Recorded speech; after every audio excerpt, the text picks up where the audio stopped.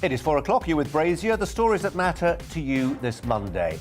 We've got a story about the new highway code. Does it give sanctimonious cyclists a licence to create traffic jams, or is it just the only way to save them from reckless motorists? That's what it's getting a lot of you emailing in. We'll discuss that at length. Also, the Liverpool bomber and how he duped Britain's system for processing asylum seekers. We'll get some legal guidance on that one. And gas prices set to rocket if Russia does invade Ukraine. I'll be joined this hour by the Ukrainian Ambassador to the United Kingdom. All that's to come, but first the headlines with Polly.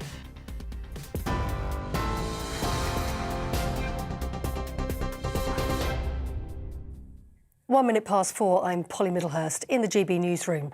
And the top story, the Foreign Secretary Liz Truss says Britain will call out any Russian attempts to influence democracy.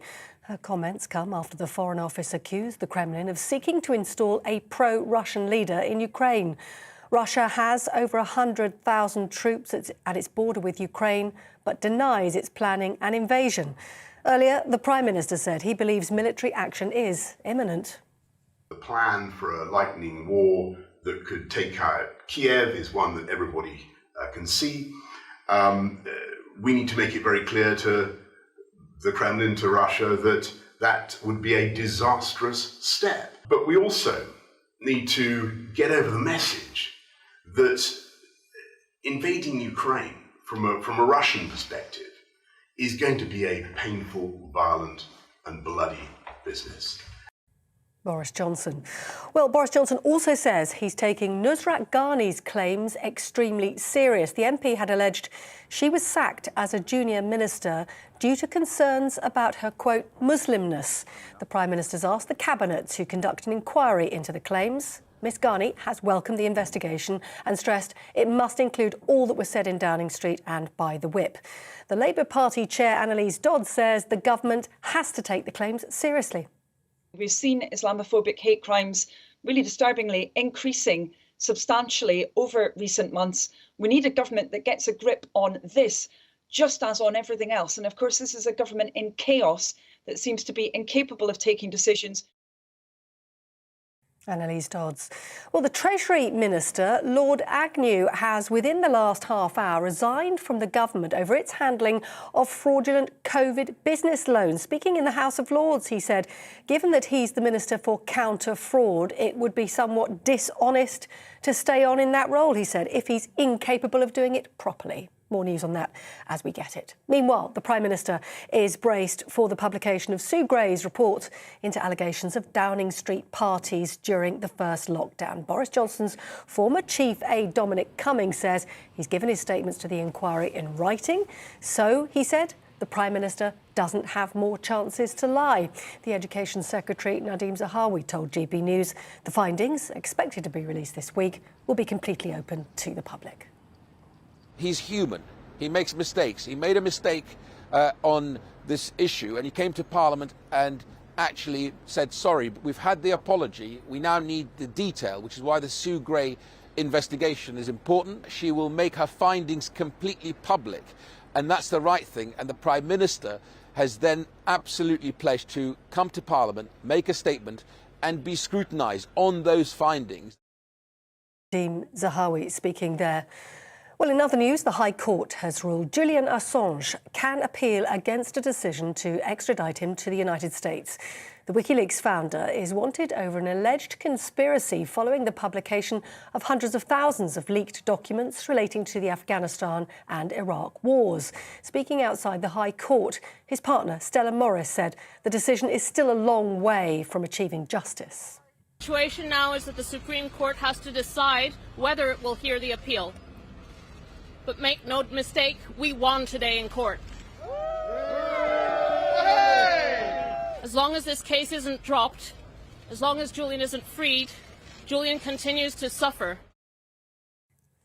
In London, a woman has been stabbed to death and a man killed after being hit by a car, all happening in West London this morning. One witness claims he saw a woman being attacked by a man, and during the struggle between them, the pair moving into the road and then the man being struck by a vehicle. Both were pronounced dead at the scene. The Met Police say they've launched an urgent investigation. In Germany, a gunman has injured several people at a lecture theatre in the city of Heidelberg. Police say the perpetrator's dead, but didn't give details of what happened. The German newspaper Bild reports that the shooter opened fire in the lecture hall before turning his weapon on himself. Here, John Lewis has told staff they'll get full sick pay regardless of their COVID vaccination status. Executive Director Andrew Murphy said the company cast no judgment and that it wouldn't be right to create a link between staff members' vaccine choices and the pay they receive. Other retailers like Next have reduced their sick pay for unvaccinated staff. Morrisons and IKEA have introduced similar policies. And coronavirus testing for double vaccinated travellers arriving in England are to be axed. Boris Johnson did not confirm when the travel rules will be eased, but it's expected to happen before the February half-term break. The Transport Secretary, Grant Shapps, will announce details of the new travel regulations in the Commons this afternoon. We'll keep you up to date with what those are, of course, right here on GB News. News as it happens. Now back to Brazier.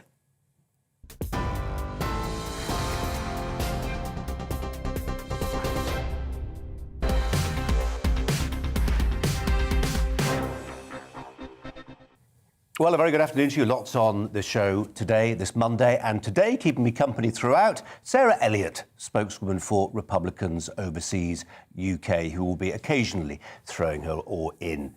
And we start with this story. Boris Johnson faces a critical week for his premiership. I think we said that last week, didn't we? But this week it really feels true, with civil servant Sue Gray expected to publish her findings into those Downing Street lockdown parties within the next few days. Nobody's entirely sure yet.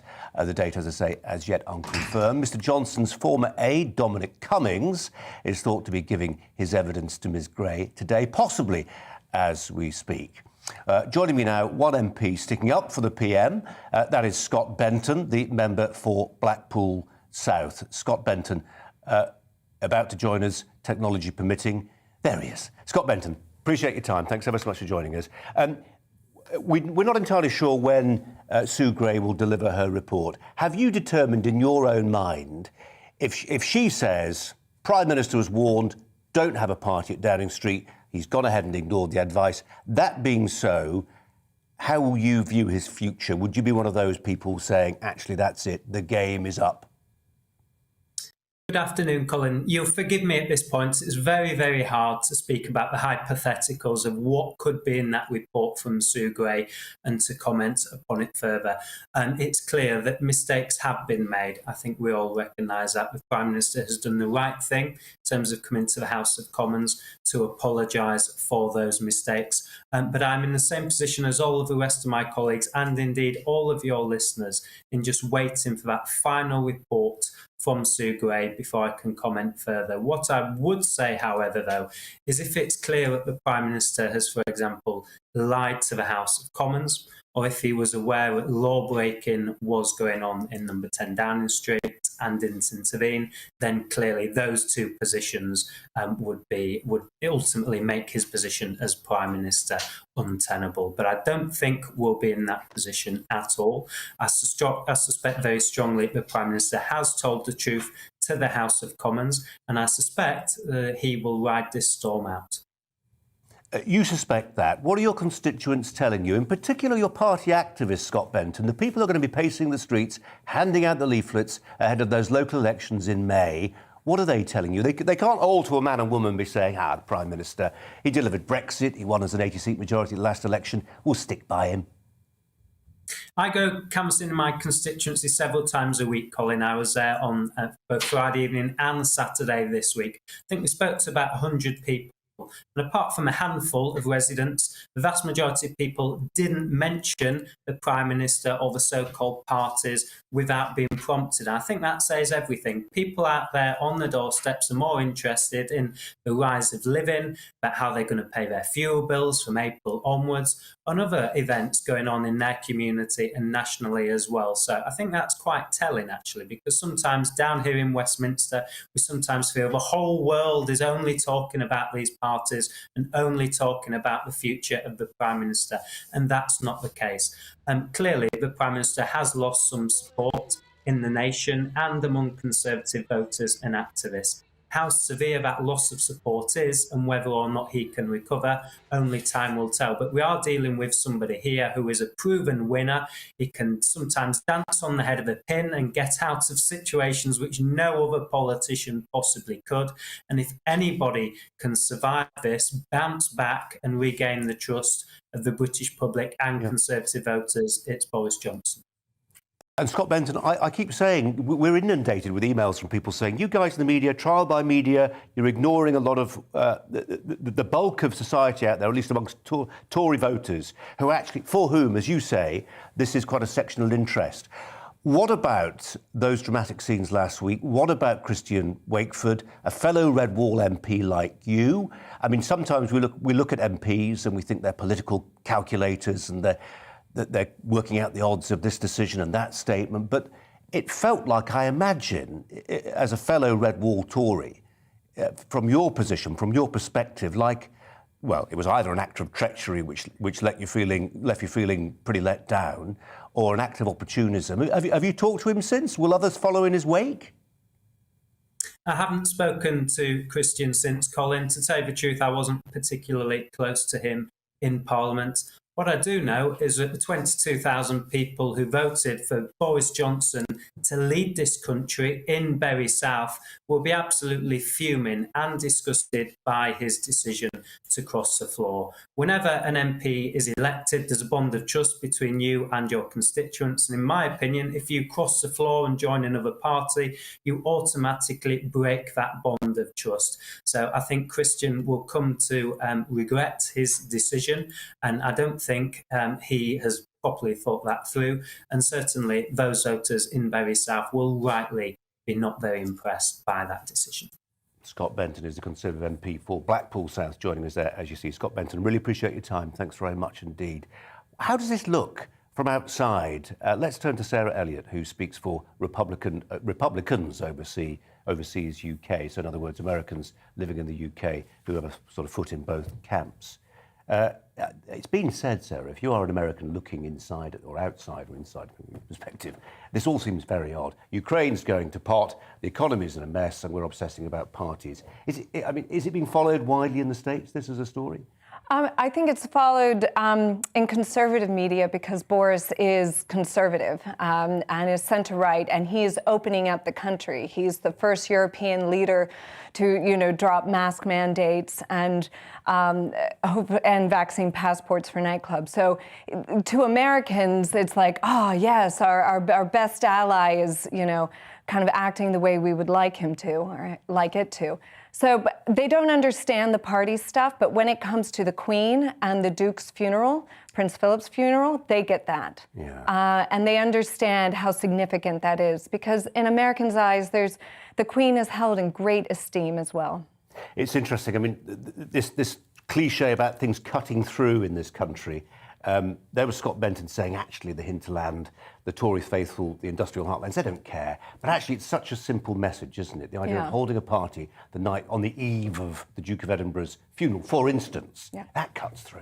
Yeah, funerals, weddings, major life events that we haven't been able to practice and celebrate the way we should for the past 2 years. Everyone's put their life on hold, except it appears number 10 Downing Street. And that's what gets to the root of the problem.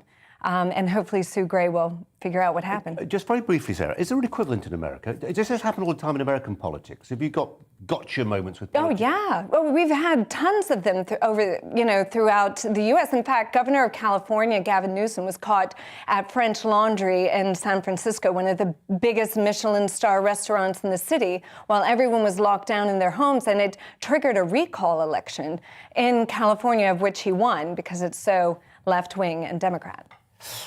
Here's a story that might interest you and will certainly interest a number of our viewers who perhaps have relatives abroad looking to come to the UK. Grant Shapps, Transport Secretary, has just been on his feet in the House of Commons. We almost took you there live, but it was the very top of the hour. Anyway, I can tell you what he said. From the 11th of February, there will be a change to the regimen affecting vaccinations and testing, actually. It's not so much vaccinations, it's testing. At the moment, vaccinated passengers arriving in the UK must take a COVID test within 2 days of arriving. This is providing they've been vaccinated, of course. That requirement is to be dropped from the 11th of February, continuing relaxation of COVID regulations, at least in England. We'll tell you about that as and when we know a bit more of the detail.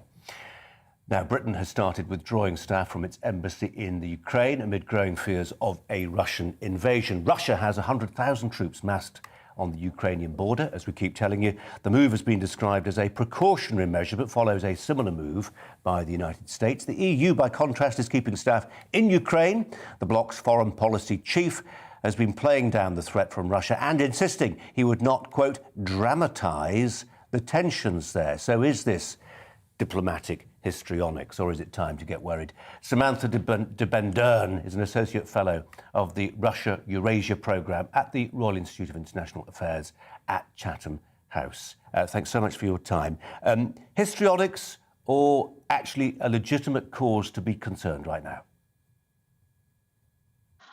Actually, I think it's a bit of both. If we talk about histrionics, these whole negotiations are just came out of the blue, and are very difficult to understand why Russia tabled them just now. Just to take viewers a little bit back to where this all started. This all started in December, when the Russian government sent the United States a draft treaty on how they would like to see the security of Europe completely redrawn.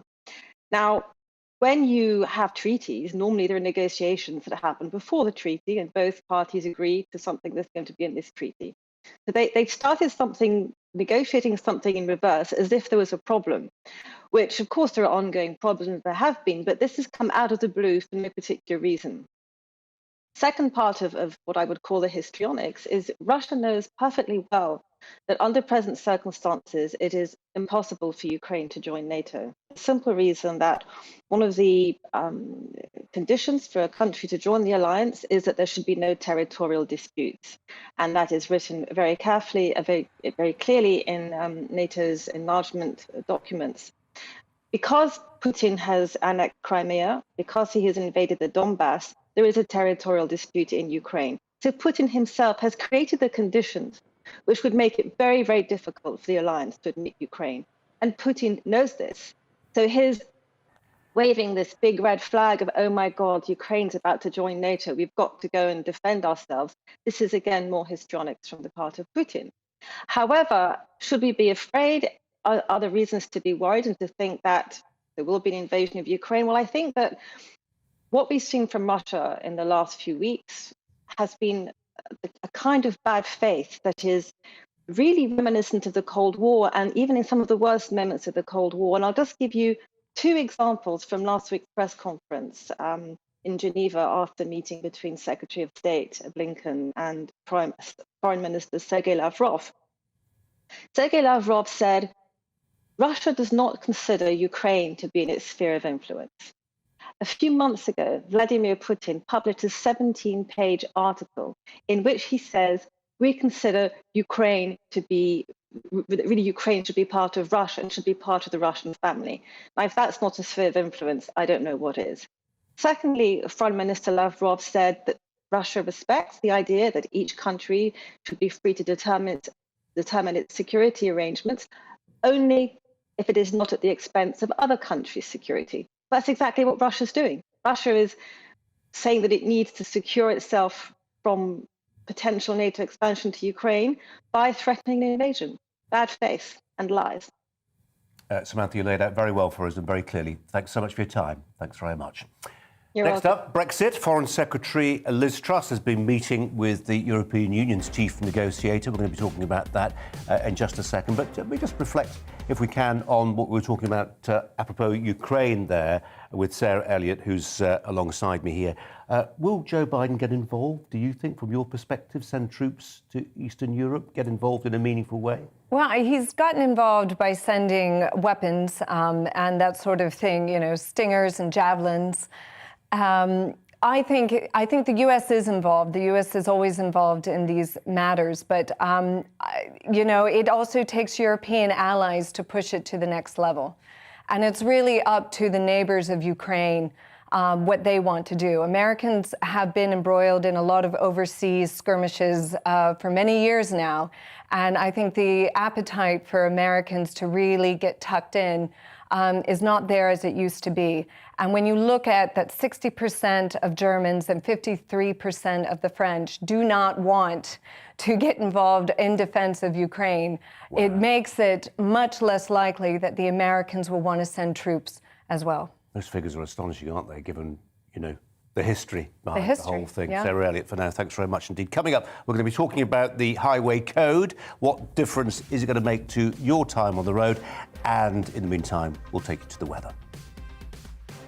Hello. A rather grey Monday today, and, tomorrow looks pretty similar. Grey Tuesday for the vast majority, but again, for most of us, it will be dry. Lots of cloud covering the UK at the moment, all stuck under this chunky area of high pressure. But notice there is a wriggling weather front across the far north of Scotland. That's producing a little bit of drizzle here and there, and it will continue to do so across the Highlands and the Western Isles through this evening. The odd shower over the Northern Isles as well, but most places dry. Seen some breaks in the cloud across northeast England, and here, if we keep those breaks, there could easily be some pockets of frost. Even where it's cloudy, temperatures are likely to drop close to freezing, down to 0 in Birmingham, 1 in London, but much milder with temperatures staying at 5 or 6 there in Stornoway. There will be a brisk breeze blowing in the northwest and a bit more patchy, drizzly rain over the Highlands to start Tuesday.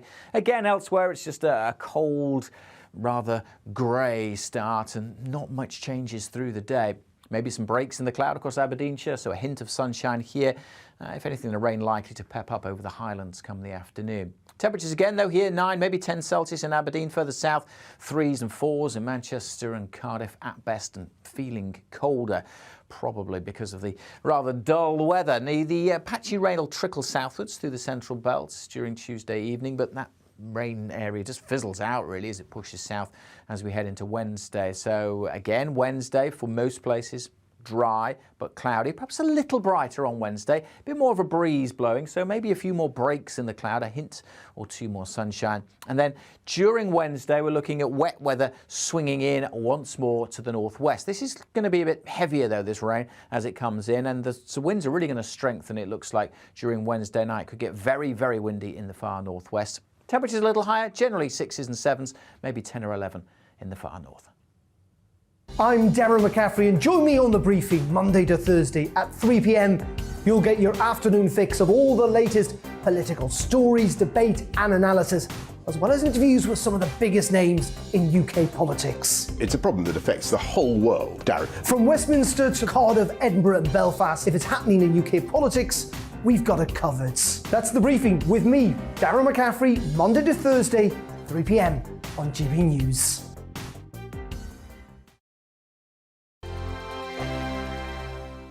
Hello there, I'm Eamon. And I'm Isabel. And you're watching the GB News digital stream across the United Kingdom. And around the world. If you're here in the UK, you can also watch us on your TV screen. GB News is Freeview channel 236. On Sky, we're channel 515. 626 on Virgin Media. Just remember, you might need to retune your TV to watch the channel. Yeah, and if you are doing that, find out more about retuning by going to gbnews.uk. Join my show Farage, 7 p.m. till 8 p.m. Monday through Thursday. And there you will get opinion, analysis, debate, and I'll cover stories that nobody else dares to touch. And then for the last 15 minutes, talking pints. We're over a drink. We have a civilized conversation with someone. We very often disagree, but we do it in a grown-up way. Come and join me on Farage.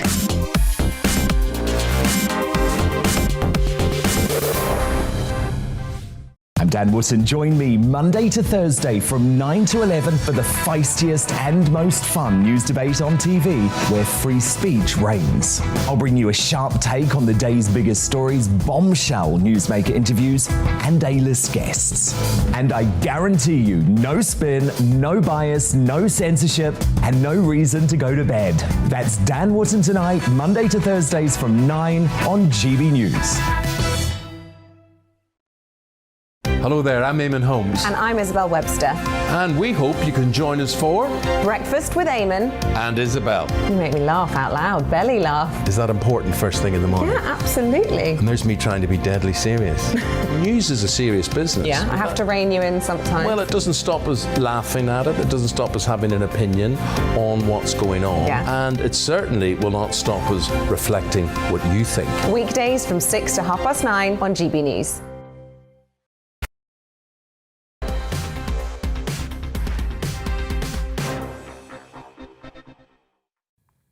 We were just talking about Ukraine, and we're going to be talking to the Ukrainian Ambassador to the UK very shortly. Jens Stoltenberg is the Secretary General of NATO, the military alliance.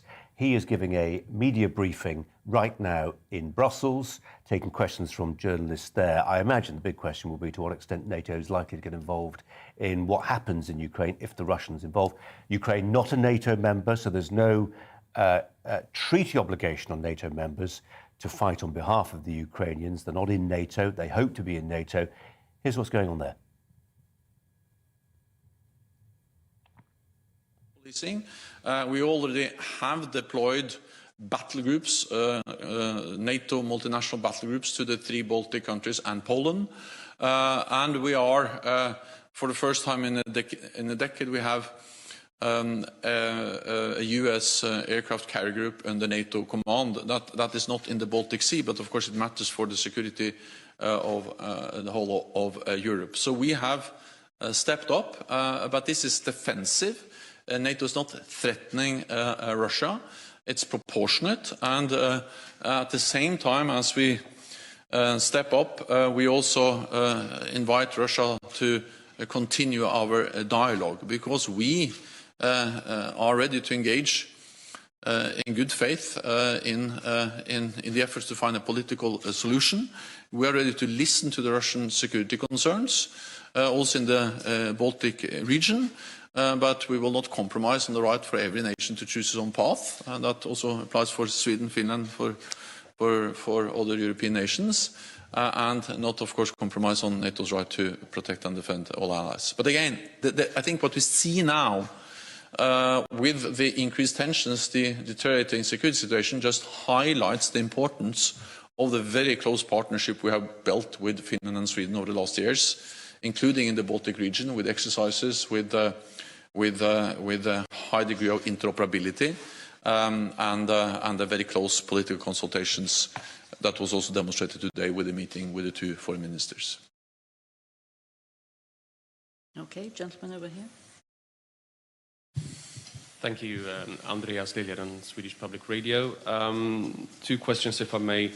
You talk about increasing the cooperation between NATO and Sweden. Can you be more concrete? What would this increase in cooperation look like? And secondly, we see now an increase in defense capacity in Eastern Europe. Do you see any risks that this might actually create further tensions, or if it could be used by Russia to be even more aggressive? And feel free, if you like, to answer in Scandinavian. Okay, then I think I answer in Scandinavian. Vi verdsetter veldig det nære samarbeidet med Sverige og Finland. Vi øver mer med Sverige og Finland. Vi har en veldig høy grad av interoperabilitet, det vil si at våre styrker kan operere sammen. Det har vi gjort også i militære operasjoner fra Irak til Vest-Balkan, hvor vi bidrar til å sikre fred og stabilitet. Vi utveksler informasjon. Det viktig for NATO, men jeg opplever også at det viktig for Sverige og Finland. Det ingen andre land som nære partnere. As befits a former leader of Denmark, Jens Stoltenberg, speaking Danish there. The English bit that mattered a little early on there, saying, in answer to a question about what NATO's intentions were, Jens Stoltenberg is the Secretary General of NATO, by the way, that it's defensive and proportionate, he said. He invites Russia to continue a dialogue in good faith, as he put it. We are willing to listen to Russian concerns, but there is no compromise when it comes to the question of self-determination. Alongside me, Sarah Elliott from Republicans Overseas UK, with an American perspective, albeit one rooted in the UK here. There's a feeling, isn't there, Sarah, if you read the newspapers and listen to the news channels, that it's coming, like it or not. some sort of invasion. It's whether that leads to a partition of Ukraine or the occupation of Ukraine. Right. And if you remember, I guess 13 years ago on the eve of the Winter Olympics in 2008, I think it was, or was it the Summer Olympics? I'm sorry. Russia did the same thing with Georgia, and it ended up absorbing that as well. And they do it, funny enough, when they're Democrats in power, not when they're hawkish Republicans in the White House. And as Bob Gates, the former Secretary of Defense, has said, Joe Biden has been on the wrong side of history on every foreign policy matter. So I think Russia's going to go for it. I think they're going to test the boundaries. They know this is their opportunity. The world is going to be watching China and watching the Winter Olympics. And I think they're going to try for a partition and take that more Russian-leaning section of Ukraine. And it is very Russian-leaning. I was there in 2014, and you know, they speak Russian, they watch the Russian news channels, they feel ethnically Russian, right? And the expectation was that's all it would be. But if they may, you know, it's a long, thin country. They may decide actually come in from the north, from Belarus. Who knows? But as you say, Joe Biden may not necessarily, for some people, be the right man in the White House right now. In China, I dare say, is probably watching. Oh, yeah. What happens for the Western response in all this. We've got much more coming up, including a live interview with the Ukrainian Ambassador to London. What does he think the fate of his country is likely to be in coming days and weeks? We'll put that to him, and the highway code as well, for something which to many of you is just as important. Polly has the news bulletin for you now.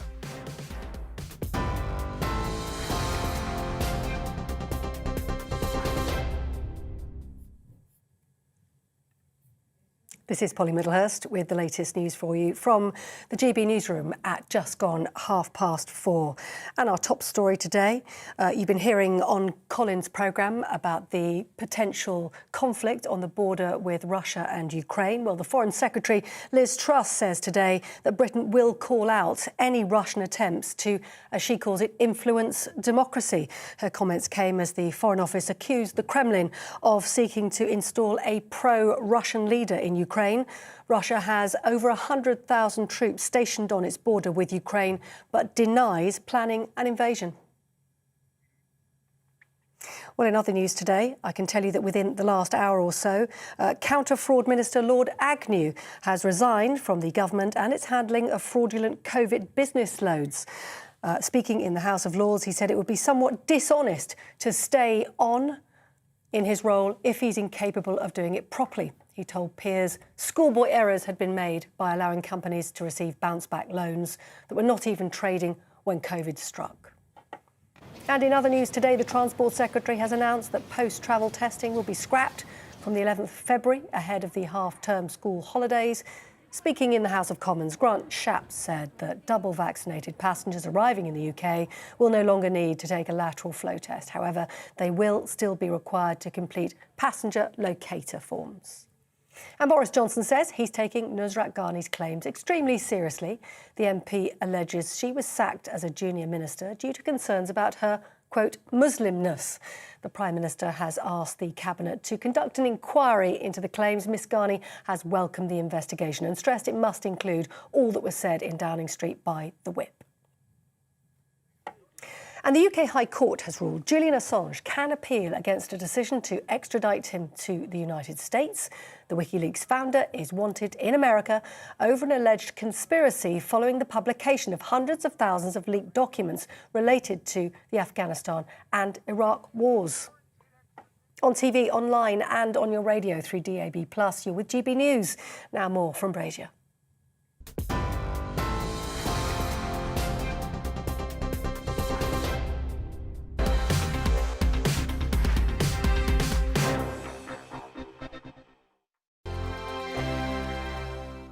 Hello there, I'm Eamon. And I'm Isabel. And you're watching the GB News digital stream across the United Kingdom. And around the world. If you're here in the UK, you can also watch us on your TV screen. GB News is Freeview channel 236. On Sky, we're channel 515. 626 on Virgin Media. Just remember, you might need to retune your TV to watch the channel. Yeah, and if you are doing that, find out more about retuning by going to gbnews.uk. Join my show Farrar, 7 p.m. till 8 p.m. Monday through Thursday. And there you will get opinion, analysis, debate, and I'll cover stories that nobody else dares to touch. And then for the last 15 minutes, talking pints. We're over a drink. We have a civilised conversation with someone. We very often disagree, but we do it in a grown-up way. Come and join me on Farage.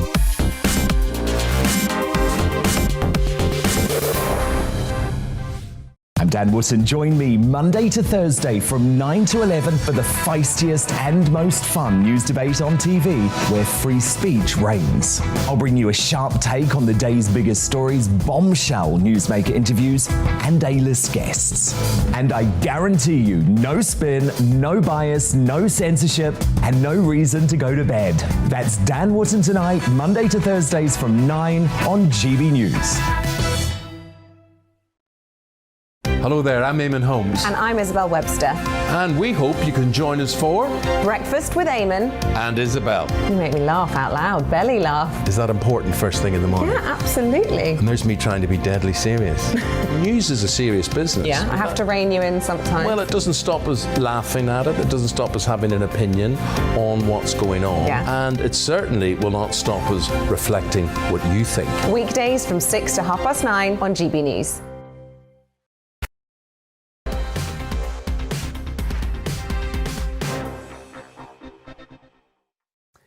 Now, the man who blew himself up outside a Liverpool hospital last November in a suspected Remembrance Day attack had his asylum claim rejected more than 6 years before the explosion. Ahmad al-Sulman falsely claimed to be of Syrian heritage but wasn't deported despite his case being dismissed in 2015.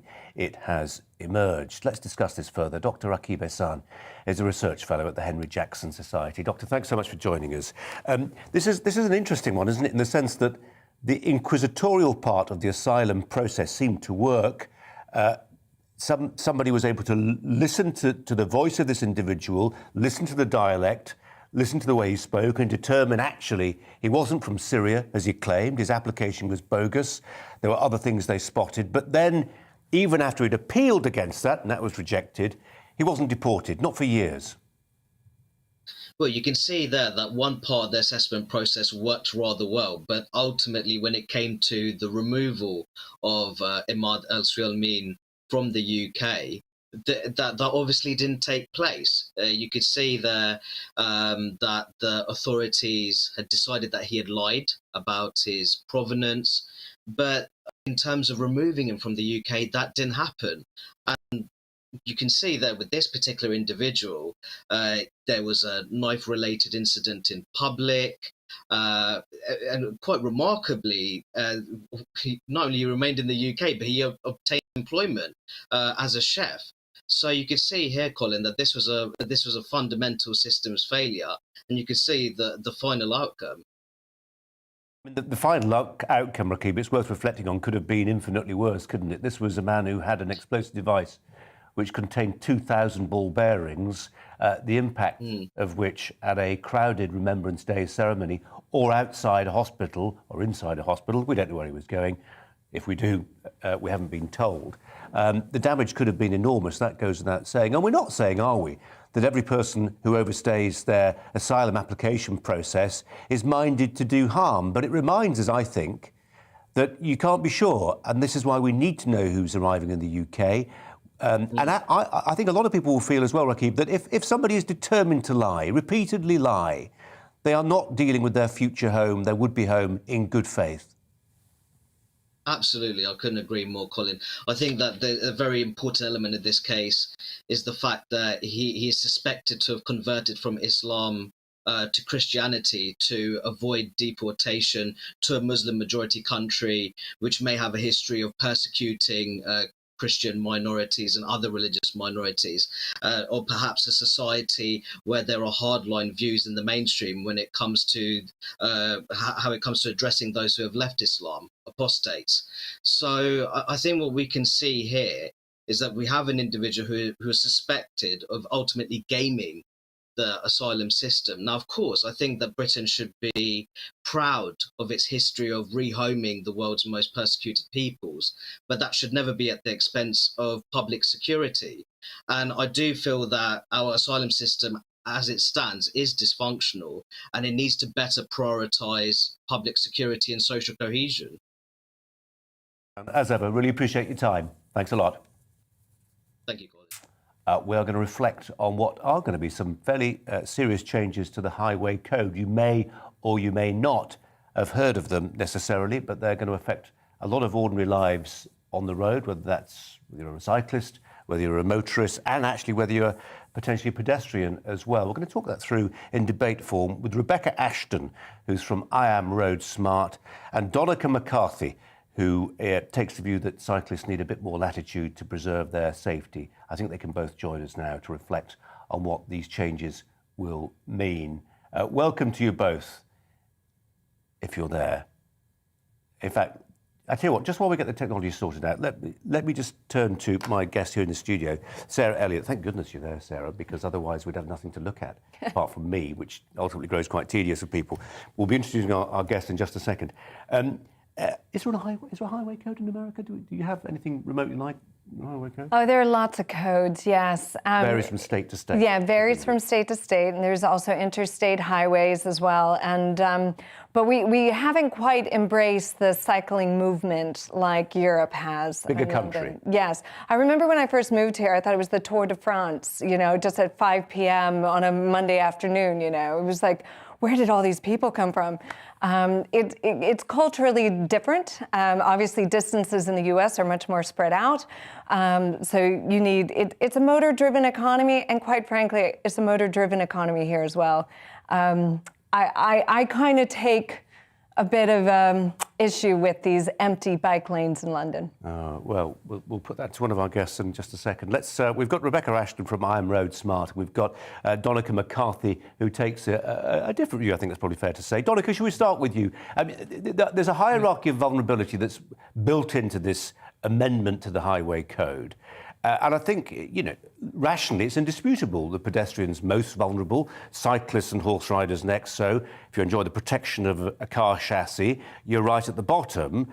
So the logic of that seems unimpeachable, but there's a feeling this hasn't been widely publicised. Yeah, the changes are positive. They will protect pedestrians and cyclists and their drivers, because it actually puts HGVs at the bottom of the hierarchy. So HGV drivers have to look after car drivers. But it is true, the Department of Transport has failed completely to do a publicity campaign on the changes that are taking place at the end of this week.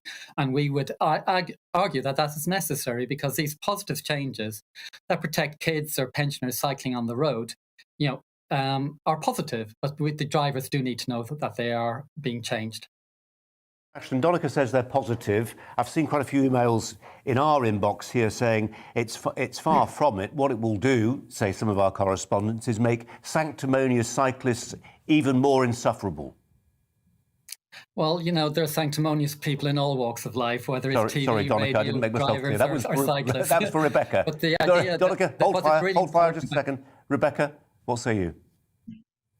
Well, I think the roads are there for everyone to share, and we all have to share them nicely. The problem with the new changes that are coming in with the Highway Code is the fact that we just haven't had enough communication from the government. So they're coming in on Saturday, and unfortunately, there is no information from the government about these changes that people can go and look at. Rebecca, just before we go back to Donica, just on the changes themselves, this idea that you'll now have to be trying to steer around a cyclist, or cyclists who are now able and should, so runs the guidance, ride two abreast on a road, and you should try and steer 1.5 meters wide of them. How tenable for many motorists is that going to be?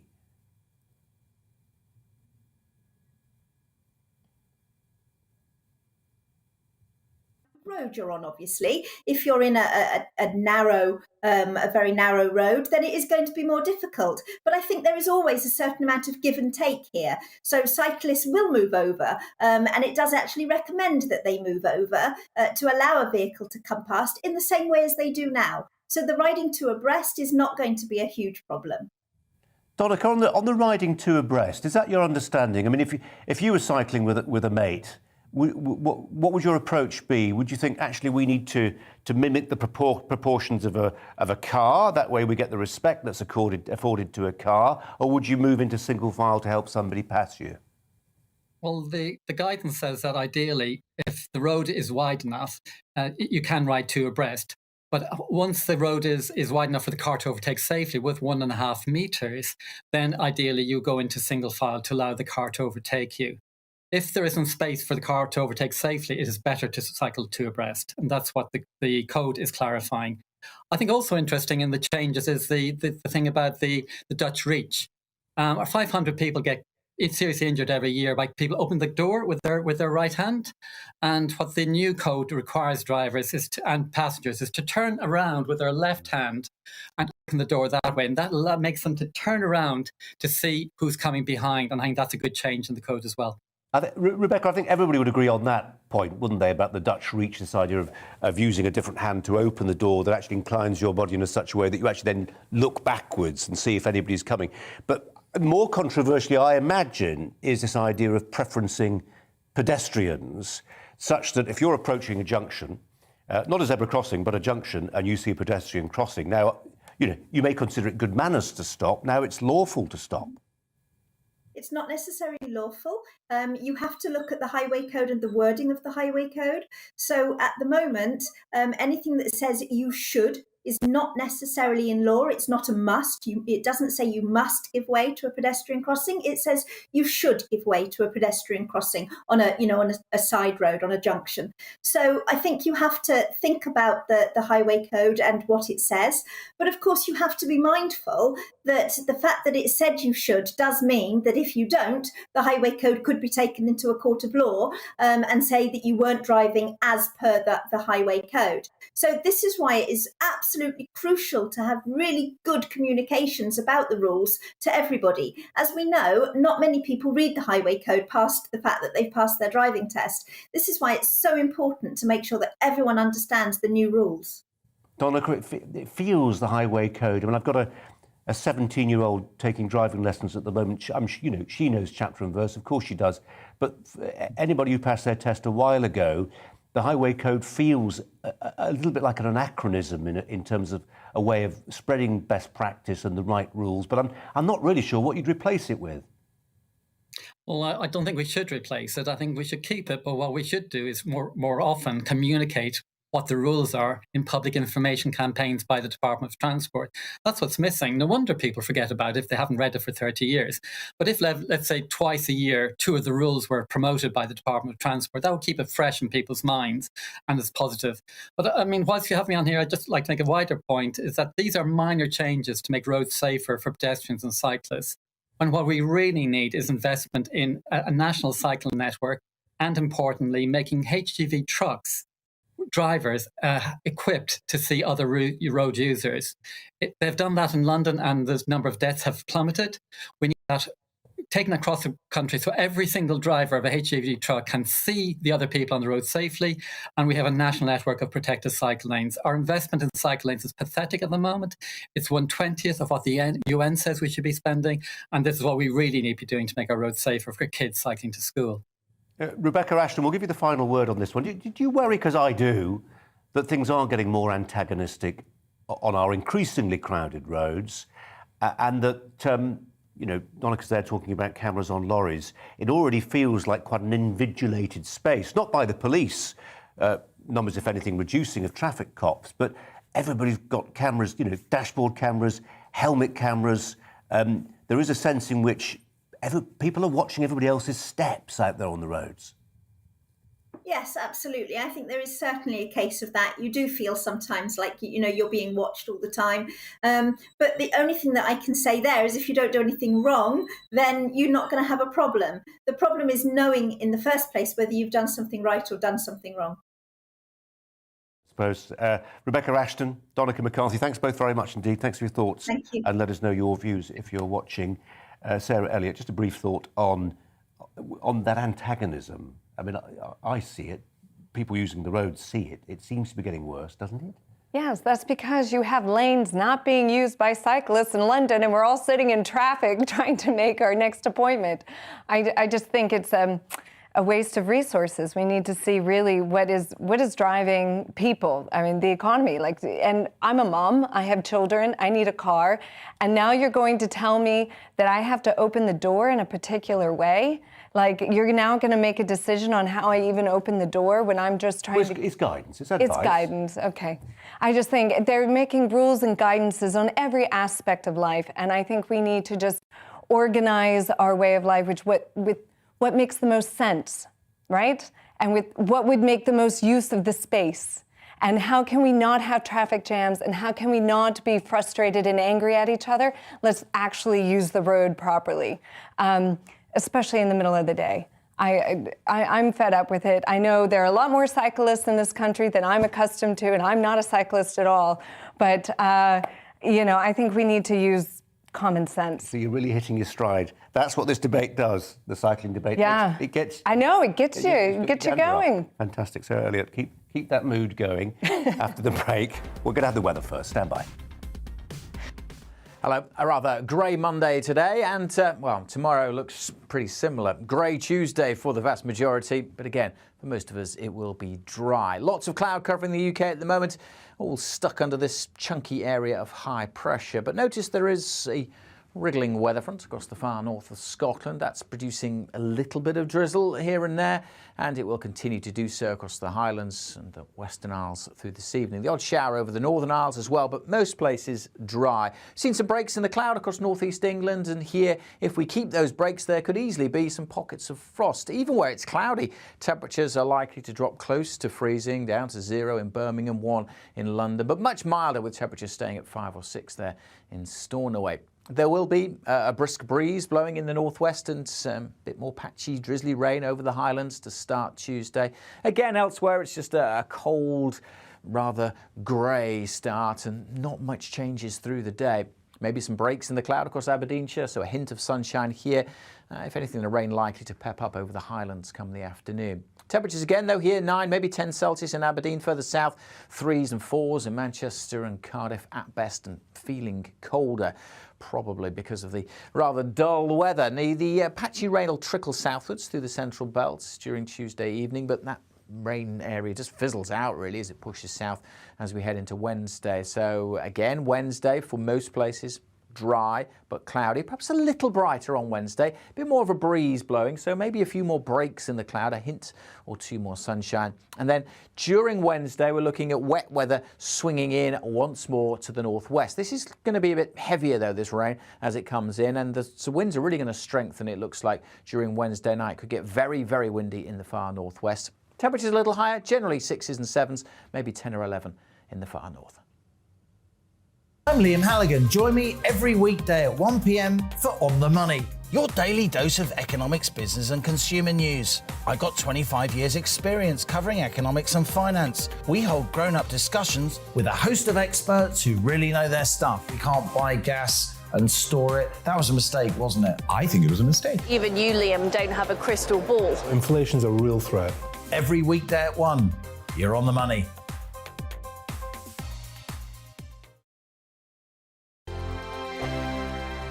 Hello there, I'm Eamon. And I'm Isabel. And you're watching the GB News digital stream across the United Kingdom. And around the world.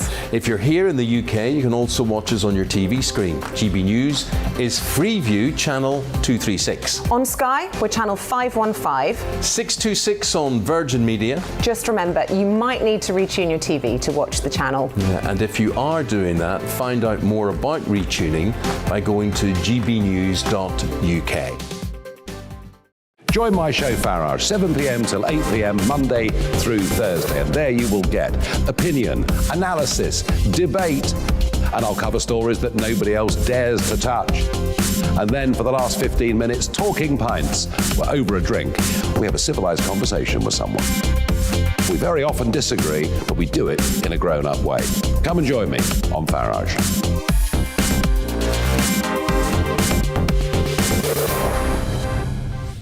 I'm Dan Wootton. Join me Monday to Thursday from 9 to 11 for the feistiest and most fun news debate on TV, where free speech reigns. I'll bring you a sharp take on the day's biggest stories, bombshell newsmaker interviews, and A-list guests. And I guarantee you, no spin, no bias, no censorship, and no reason to go to bed. That's Dan Wootton Tonight, Monday to Thursdays from 9 on GB News. Hello there, I'm Eamon Holmes. And I'm Isabel Webster. And we hope you can join us for Breakfast with Eamon and Isabel. You make me laugh out loud, belly laugh. Is that important first thing in the morning? Yeah, absolutely. And there's me trying to be deadly serious. News is a serious business. Yeah, I have to rein you in sometimes. Well, it doesn't stop us laughing at it. It doesn't stop us having an opinion on what's going on. Yeah. And it certainly will not stop us reflecting what you think. Weekdays from 6 to 9:30 on GB News.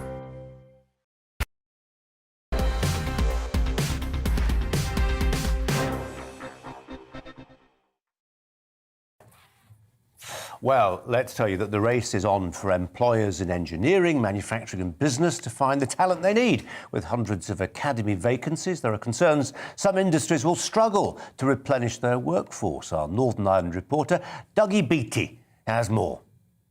The road between Coal Island and Dungannon is covered with engineering companies, all in great shape, but a lack of skilled labour is a real problem. Demand for our products is higher than it's ever been.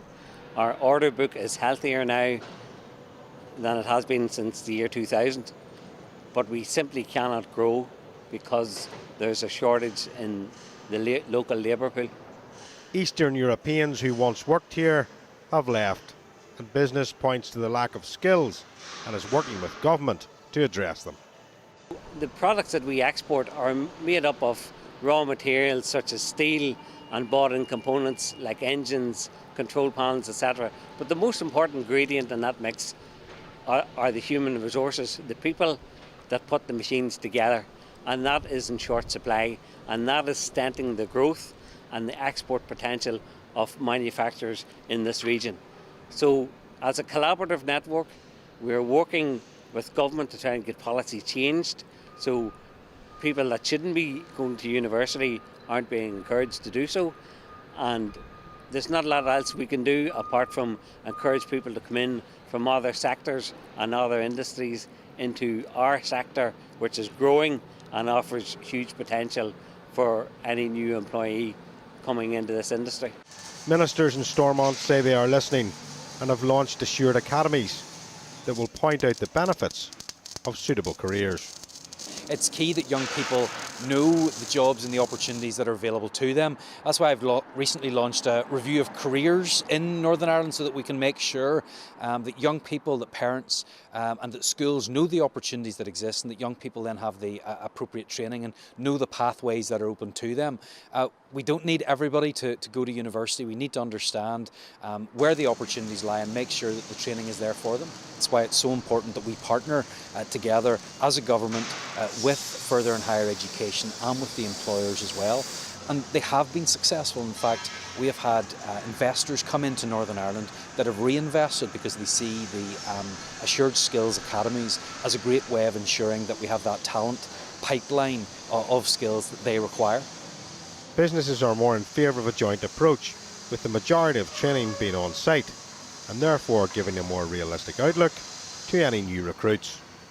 That's an option that every company looks at, and most companies are training their own people, and parallel to that there's the government, local colleges and schools that are training also. So it's not like one size fits all. We need both systems, but we need improvement. We actually need it, and with regard to the education system itself, we need to hit the reset button. Manufacturing has been marked as a key sector, and government is pushing for growth in this area. But they do admit academies, although useful, are not a long-term fix. Well, look, we still do have a significant manufacturing base here in Northern Ireland. Maybe not what it once was, but it still is there, it's still significant. But ultimately, we need to make sure that our young people have the skills that are necessary for the economy that we're in today. And especially in advanced manufacturing, it's one of our key sectors that we're targeting and that we want to see grow. Assured skills academies have a role to play right now, but in the longer term, we need to make sure that we have this right skills strategy in place. Manufacturing is the one thing that can lift our economies out of the state of recession.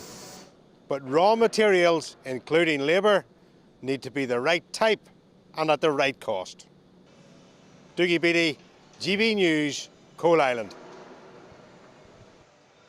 While we've been on air, Grant Shapps, Transport Secretary, has announced changes to the regime governing the arrival of people in the UK from abroad, perhaps from America. Sarah Elliott is an American living in the UK. This change to the law, Sarah, means that you no longer need to take a COVID test within 2 days of arriving in the UK, providing you've been vaccinated, that is. That is, and it right on the beginning of half term.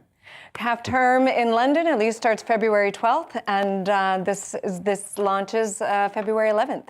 So in my case, my American relatives coming over that week no longer have to test. And people, people haven't been able to do that journey in the last 2 years.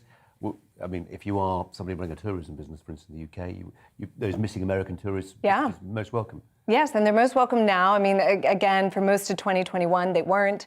That's been lifted, but now the COVID test requirement, which also derails a lot of people from getting on a plane because it's, it's complicated. They don't want to read the fine print. So, open global Britain. There we go. That would be nice, wouldn't it, Sarah? Thanks very much indeed. We'll be back to you very shortly. Hi there. Welcome to Brazier. Coming up live at 5 for you this hour. As a Tory MP accuses a government official of bigotry against Muslims, how do you decide who's telling the truth when it's one person's word against another? Also, the Baptist preacher from London who says Jesus transgendered himself by washing the feet of his disciples. Calvin Robinson joins me live. And the Prince of Wales takes a pop at the British farmers who ripped out mile after mile of hedgerow in pursuit of profit. But first, the latest news headlines.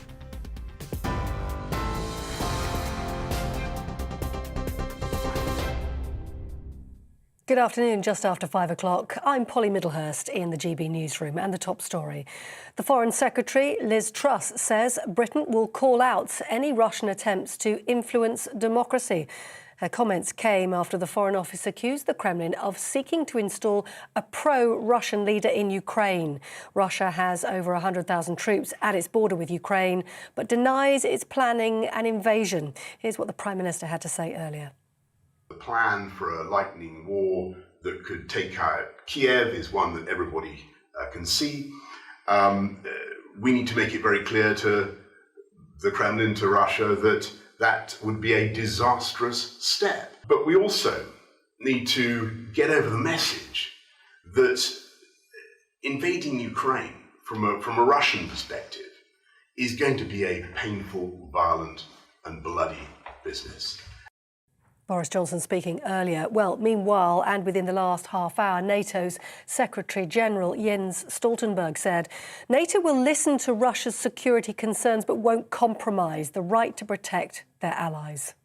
We are ready to engage in good faith in the efforts to find a political solution. We are ready to listen to the Russian security concerns, also in the Baltic region. But we will not compromise on the right for every nation to choose its own path. And that also applies for Sweden, Finland, for other European nations. And not, of course, compromise on NATO's right to protect and defend all allies. Jens Stoltenberg. Well, here the counter-fraud minister, Lord Agnew, has resigned over the government's handling of alleged fraudulent COVID business loans. Speaking in the House of Lords, he said it would be somewhat dishonest to stay on in his role if he's incapable of doing it properly. He told peers schoolboy errors had been made by allowing companies to receive bounce-back loans that were not even trading when COVID struck.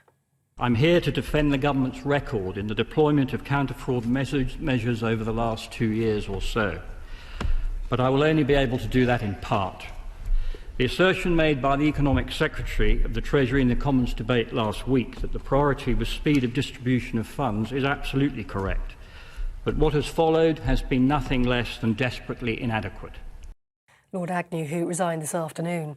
Well, the Transport Secretary has announced that post-travel testing in England will be scrapped from the 11th of February. That's ahead of the half-term school holidays. Speaking in the House of Commons, Grant Shapps said that double-vaccinated passengers arriving in the UK will no longer need to take a lateral flow test. However, they will still be required to complete a passenger locator form. Shapps has also said travel testing has outlived its usefulness, as Britain is now one of the most vaccinated countries in the world.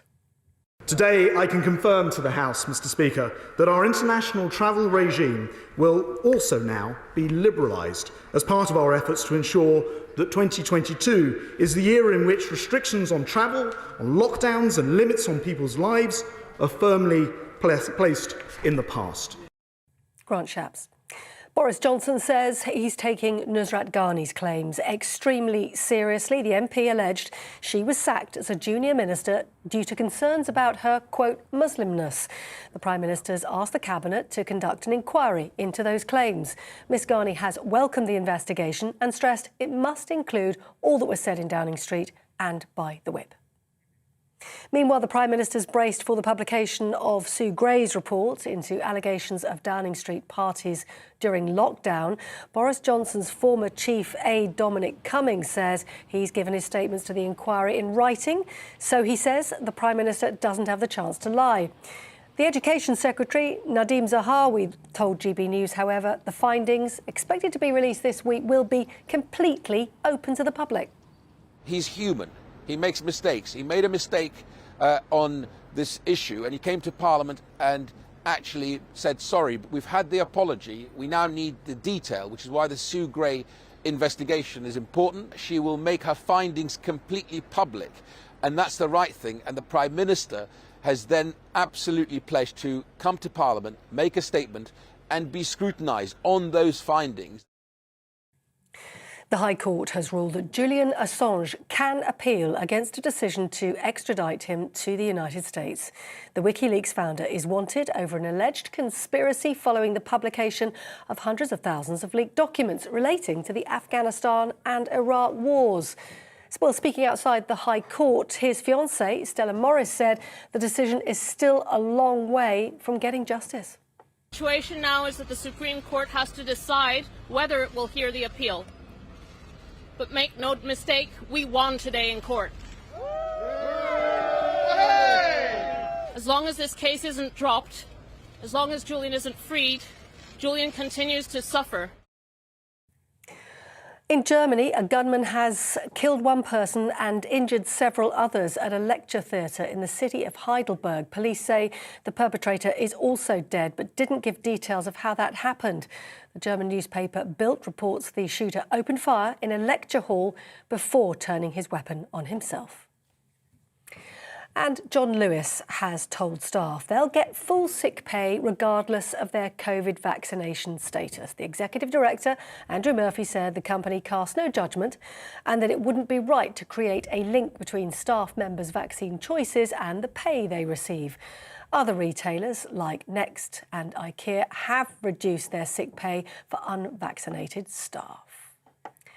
You're with GB News. We'll have more news as it happens now. More from Brazier.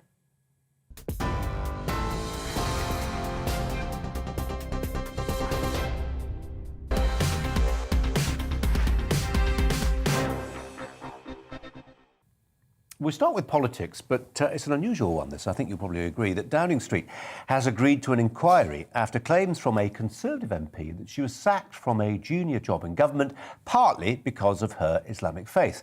This is the story about Nusrat Ghani, sacked in a reshuffle. That was in 2020. Now, she alleges that one of the reasons given for her demotion was her, quote, Muslimness. Boris Johnson's chief whip, Mark Spencer, effectively identified himself as being the person involved or the person at whom the accusations were directed. And Mark Spencer denies the claims and says, well, he goes quite far, he says they are defamatory.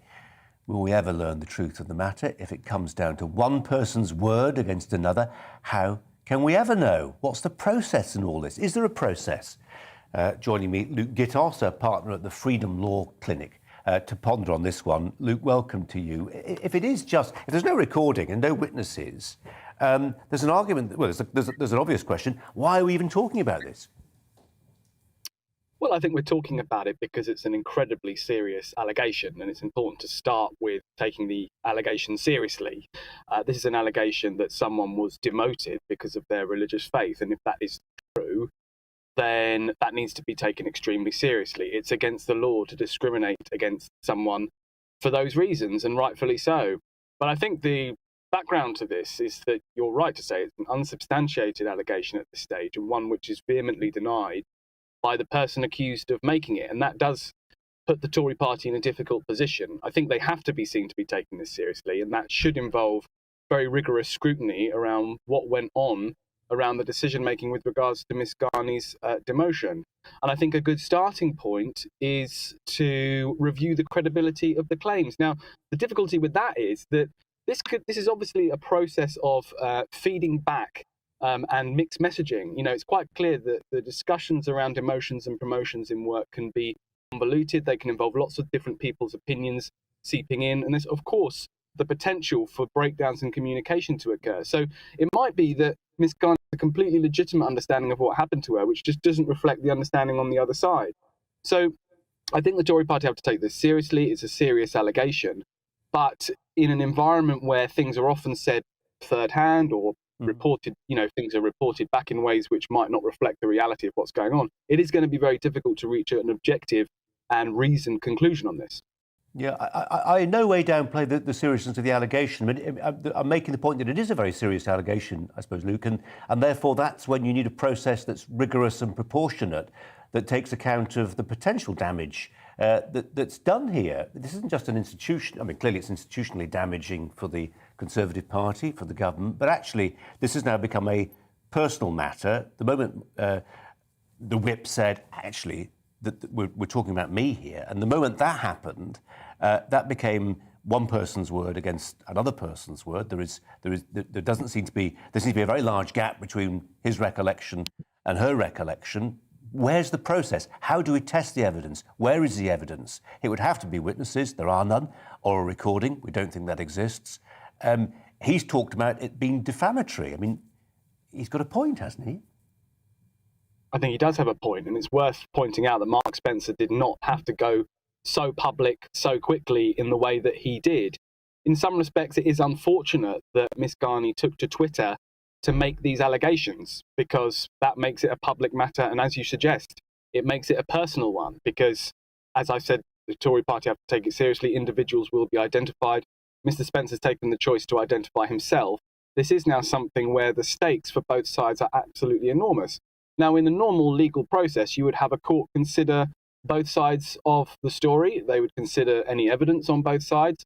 The burden would normally fall to the person making the allegation to prove it to some reasonable standard. And then the courts would make a decision whether the evidence was there. Here, the process is obviously more complicated, because there is unlikely to be evidence. There's unlikely to be witnesses. And Ms Ghani's impression could have been completely innocent, but perhaps didn't reflect the reality of the decision-making. You know, we've heard Michael Fabricant come out this afternoon and say that this was nothing to do with her faith. It was the fact that she was, frankly, a mediocre politician who didn't deserve the position she was in. And trying to decipher between, or trying to distinguish between that and something more nefarious, especially where there is no evidence on either side, is going to be extremely difficult. Luke Gittos, appreciate you coming on and pondering on that one for us. Really appreciate it. Thanks a lot.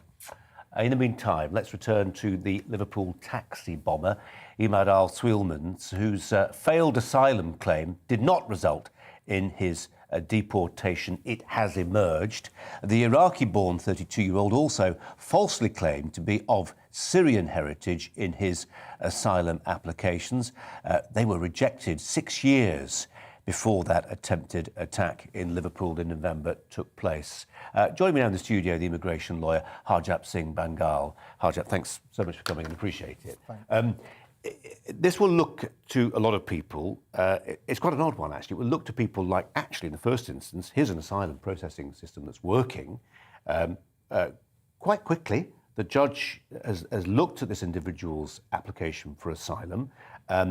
Somebody's looked at the guy's Arabic record. Actually, he says he's from Syria. They listen to his voice, they listen to the way he speaks.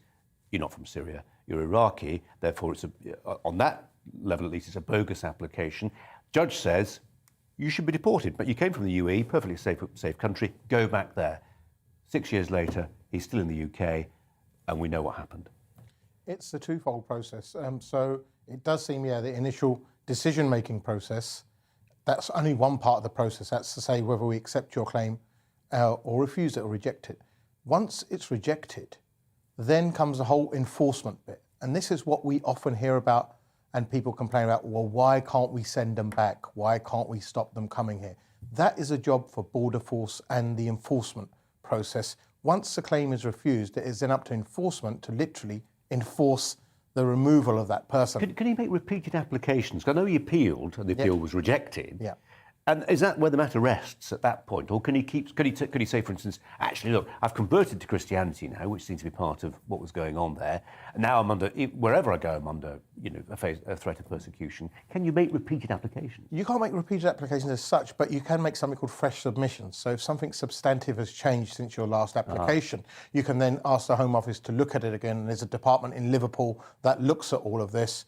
Usually they have a look at it. If something's changed, they might accept it, they might reject it, and then once again the enforcement procedure all starts again. So it might be a sort of thing of delay, but eventually if it gets refused, then enforcement should be stepping in. The problem here is that enforcement failed to step in. They failed to act on stuff for years. People move underground. When they do catch them, they can't detain them, they don't send them back. They have problems with returning people to the countries of origin due to lack of documents and lack of passports. And we don't have the right treaties and agreements in place to send people back. Not even with the UAE? Yeah, even with countries even with the UAE, even with other countries, we don't have them. And with Brexit, it's become a lot worse because now we have to have a treaty with every single individual country to send them back as opposed to... Well, that will take time. And that will take time, yeah. And that will come. I mean, this was 6 years ago. This was 6 years ago, and that disconnect between the judicial process and inquisitorial judicial process, which did work, and then it was Border Force who couldn't make it stick. How common is that idea that somebody gets the mark against their name, they should be deported, and then they disappear, they go to ground, they don't get deported? Is it the majority of cases, minority of cases, a handful? What are we talking about? No, it is quite common. I wouldn't say it's a majority of cases because a lot of the time they have to go and sign on at reporting centres, and a lot of people do, but some people do go underground, but then it's up to the Border Force then to get them. And the problem is once they do catch these people, they don't send them back. The system has been broken for years, and this is the thing, we're working with a broken system. It's almost like pushing a broken car uphill. It's going to fall back on you at some stage. You're making your job a lot harder. We need a new set of machinery to send people back, and that's something we don't have at the moment. If I talk to a lot of Border Force officers, they're depressed. They go, we catch people, we have to let them go because we can't send them back. We keep them for 24 hours, then we're told to release them back into the system. Some go underground, some we see again 7 days later, but it's because our system of sending people back is just not good enough. It's not up to scratch. Yeah, it's frustrating, and it must be more than frustrating, downright depressing, when you get an individual here. We don't know whether he arrived in the UK with malice aforethought, but somewhere on his personal journey, he decided, we presume, to do something very bad indeed, namely load up an improvised explosive device with gunpowder and 2,000 ball bearings. That would have caused a lot of damage. He shouldn't have been in the country to even contemplate doing that. And that, once again, is down to the system, down to the people in charge of the Home Office. You've got to ask these questions of the Home Office. What have you been doing for the last 10 years? What have we been investing in? We hear all of this money going into the Home Office. What are we actually doing? We haven't got our borders secure, people crossing the channel in record numbers. The claims are not being rejected. We've got a massive backlog of about 100,000 claims, waiting more than 12 months just for that initial decision. The courts are chock-a-block, a year, 2 years waiting list for appeals to come out. And when the appeals are actually challenged, we find out 50% of them win because the Home Office made a wrong decision because they didn't have the staff competent enough to make the initial decision in the first place. Where's the training? What is the Home Office doing? You've got to look at the government in charge and the people in charge of the Home Offices and say they're not making it work. Arjap Singh Bangal, as ever, thanks very much for coming in. Thanks a lot. Coming up on today's show, going to be speaking to the Ukrainian Ambassador to the UK as his nation faces, anything up to 100,000 Russian troops, intent, it would appear, on no good on the Ukrainian border. But first, we'll bring you the weather.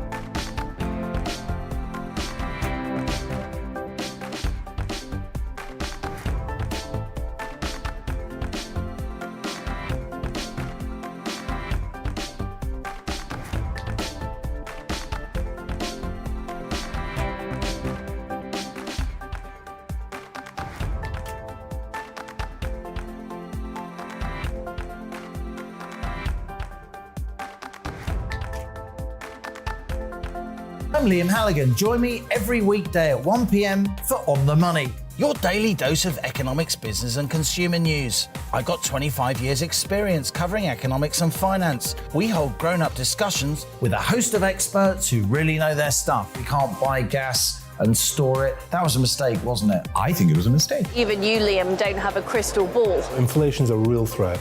Every weekday at 1, you're on the money.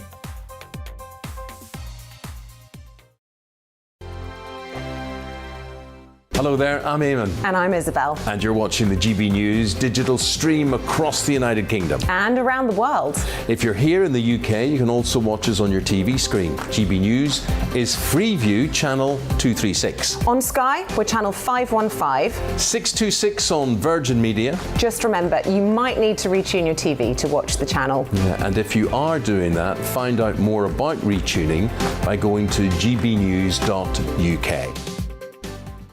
Join my show Farage, 7 p.m. till 8 p.m. Monday through Thursday. And there you will get opinion, analysis, debate, and I'll cover stories that nobody else dares to touch. And then for the last 15 minutes, talking pints. We're over a drink. We have a civilized conversation with someone. We very often disagree, but we do it in a grown-up way. Come and join me on Farage.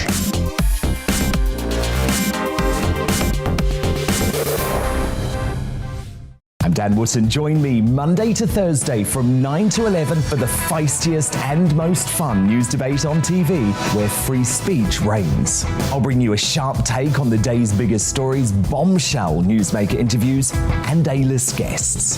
And I guarantee you, no spin, no bias, no censorship, and no reason to go to bed. That's Dan Wootton tonight, Monday to Thursdays from 9 on GB News. Hello there, I'm Eamon Holmes. And I'm Isabel Webster. And we hope you can join us for Breakfast with Eamon and Isabel. You make me laugh out loud, belly laugh. Is that important first thing in the morning? Yeah, absolutely. And there's me trying to be deadly serious. News is a serious business. Yeah, I have to rein you in sometimes. Well, it doesn't stop us laughing at it. It doesn't stop us having an opinion on what's going on. Yeah. And it certainly will not stop us reflecting what you think. Weekdays from 6 to 9:30 on GB News.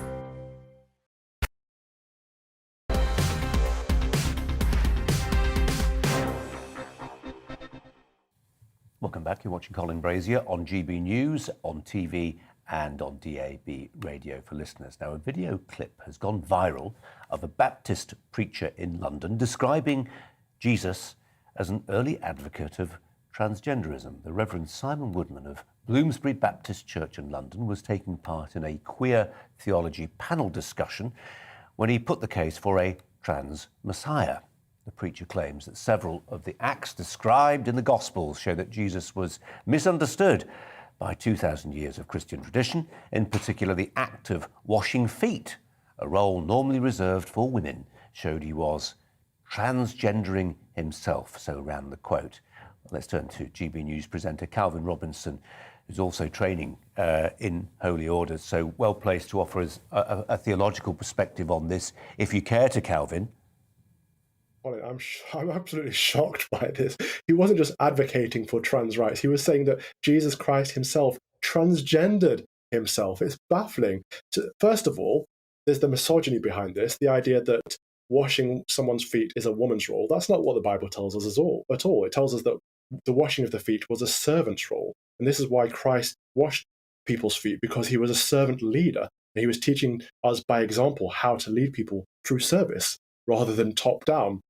To suggest that it's a woman's role to be washing feet, first of all, is misogynistic. But then to suggest that by doing a woman's role, he is transgendering himself, that's not how transgenderism works. You don't just do something that's assigned to a gender stereotype and then you become a woman. Surely a trans activist should know that. But why I'm so baffled by this is because this person calls himself a minister of the Lord, and he's clearly blaspheming and promoting heresy. And I can't understand why somebody would get away with that. But that's why you've got institutions which govern the thinking of individual ministers and preachers, Calvin, I'm guessing. I mean, you know, whether it's the Church of England, whether it's the Roman Catholic Church, and the Catholic Church, this idea of the magisterium, which says, actually, we are drawing on tradition and the thinking of centuries of very clever men and women to decide how we interpret what happened 2,000 years ago. But actually, you know, there's a marketplace of ideas out there. If somebody wants to put a, I think, pretty kooky interpretation on what happened 2,000 years ago, they're free to do that. They're free to do it within non-conformist churches, and that's what this guy did. Well, that is the problem, isn't it? Yes, because the church is made up of reason, tradition, and scripture. All those three things are important because we can't just make up what we think we believe. We can't just say, well, I believe this, I believe that, because that's putting our own personal feelings over fact or over faith. And that's what identity politics does, isn't it? It puts the self before God. And in this instance, this was a panel on queer theology. And that's quite literally putting identity politics before God, because I've said this many times, but theology is the study of God. If you have to put any word before theology, you're putting your own personal politics before God, quite literally. And this is dangerous because this is a person leading other people in the Christian faith. You know, the Baptist church is a large church in this country. And to see a wolf dressed in sheep's clothing, dressing up as a priest, essentially, when he's not a priest, spouting dangerous heresies, is how people get led astray. And that's damaging to people's spiritual well-being. So we should all be in uproar about this. But identity politics is insidious. It's everywhere. But for it to be affecting something that is so static, that the values of the church have been worked upon for years and years, for centuries, for millennia even. I mean, they can change, but through debate and prayer, and not just at the whim of someone's personal politics. Calvin Robinson, thanks ever so much, as ever, Calvin, thanks a lot. Sarah Elliott's with me, just to ponder on this one. I think this guy wasn't a Mooney, you know, not from some obscure religious sect. He was a Baptist. George Bush was a Baptist, right? Yes. But Baptists are quite conservative in the US, much like your Methodists, whereas the Methodists in America are a little bit more left-wing. So not direct connections there, but, you know, I mean, I remember when we would say in the 90s that God was woman. You know, there was this whole trend that actually God is a woman, but now she's like transgendered woman. And as a transgender person, can you really define what a woman is? I mean, again, I agree with what Calvin says, and just because he's playing into like a feminine stereotype doesn't mean that he's trying to be a woman. And in fact, you know, God and the Christian Judeo tradition, it both embodies femininity and masculinity. But he was very clear, he was the Son of God, I believe. So that's the clue. Son. That's the clue. Of God. Sarah, thanks for clearing that one up. Yeah. Here anytime. Now, stick around for a story about hedges. Here we go. Prince Charles has warned that vital hedgerows are not being replanted and that many of them are in a state of disrepair. Britain has lost half of its hedgerows since the Second World War, despite the fact that they help wildlife and benefit rural landscapes. Let's go to Cambridge. Tim Scott is a trustee of the Countryside Restoration Trust. Tim Scott, thanks so much for your time. Those farmers who grubbed up I think hundreds and hundreds of miles of hedgerows in the wake of World War II. They were doing it because they wanted to have bigger fields so they could have bigger machinery, bigger combines, bigger tractors doing their thing in those fields. So there was a commercial logic to what they did. Do you think they realised what harm they were doing to those all-important corridors of that allowed small mammals and all the rest of it to move freely in our landscape? Well, you're absolutely right, but cutting them a little bit of slack at the time, I guess we'd come through the Second World War, and we needed food. So I'm not condoning it, but that was the rationale behind it. Sort of 60 years ago, but the world's a very different place now, and it's, you know, it is just criminal driving around seeing these vast fields. Well, prairies, Tim. It looks like they look like prairies. A lot of our, you know, that whole patchwork the mosaic that you used to see from the air. Yeah, you're totally right. And I was only talking to somebody a little while before I came on the air, and if you can look across the field and can't see anything, the chances are there's nothing there. And as you alluded to at the beginning, it's about wildlife corridors, and it's about providing food for wildlife and also providing food for people as well. Tim, how important is the Prince of Wales as a voice for parts of the British countryside? I know he's setting up an agricultural college in Dumfriesshire soon. And this is an area he can talk about fairly freely about without being controversial, or maybe it is controversial? What say you?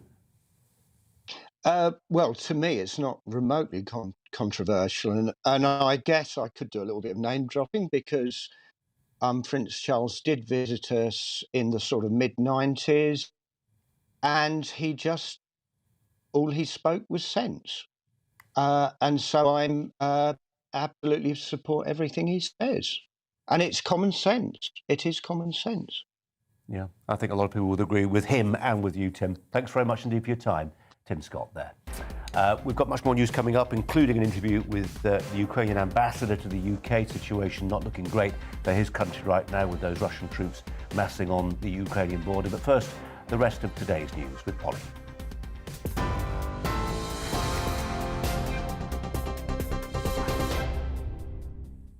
It's 5:30. I'm Polly Middlehurst in the GB newsroom. Our top stories.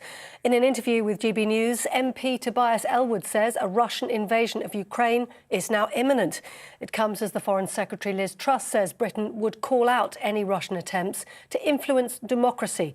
Russia has over 100,000 troops at its border with Ukraine, but denies it's planning an invasion.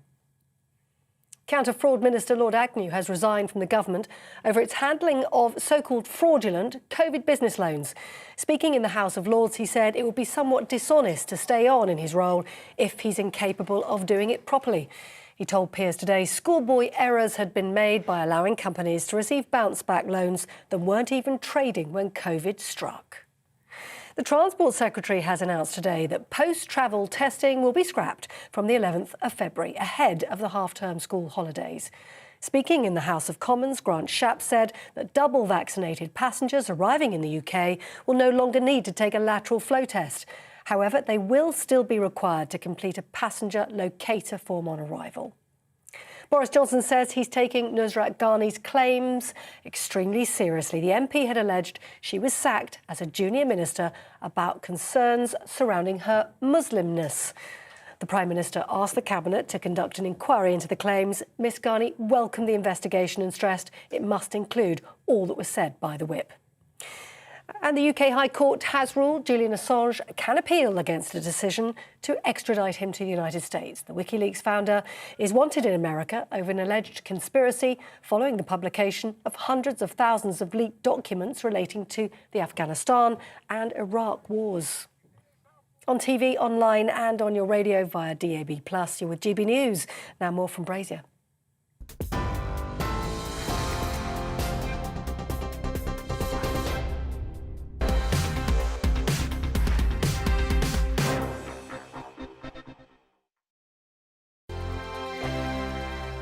Hello there, I'm Eamon. And I'm Isabel. And you're watching the GB News digital stream across the United Kingdom. And around the world.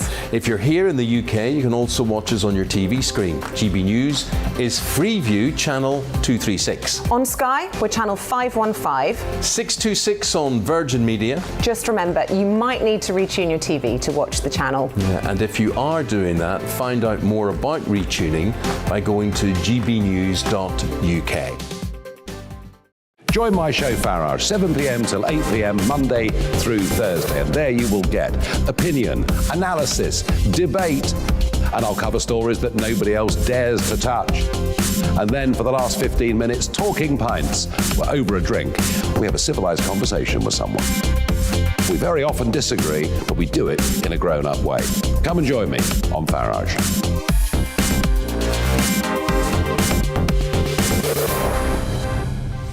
I'm Dan Wootton. Join me Monday to Thursday from 9 to 11 for the feistiest and most fun news debate on TV, where free speech reigns. I'll bring you a sharp take on the day's biggest stories, bombshell newsmaker interviews, and A-list guests. And I guarantee you, no spin, no bias, no censorship, and no reason to go to bed. That's Dan Wootton tonight, Monday to Thursdays from 9 on GB News. Hello there, I'm Eamon Holmes. And I'm Isabel Webster. And we hope you can join us for Breakfast with Eamon and Isabel. You make me laugh out loud, belly laugh. Is that important first thing in the morning? Yeah, absolutely. And there's me trying to be deadly serious. News is a serious business. Yeah, I have to rein you in sometimes. Well, it doesn't stop us laughing at it. It doesn't stop us having an opinion on what's going on. Yeah. And it certainly will not stop us reflecting what you think. Weekdays from 6 to 9:30 on GB News.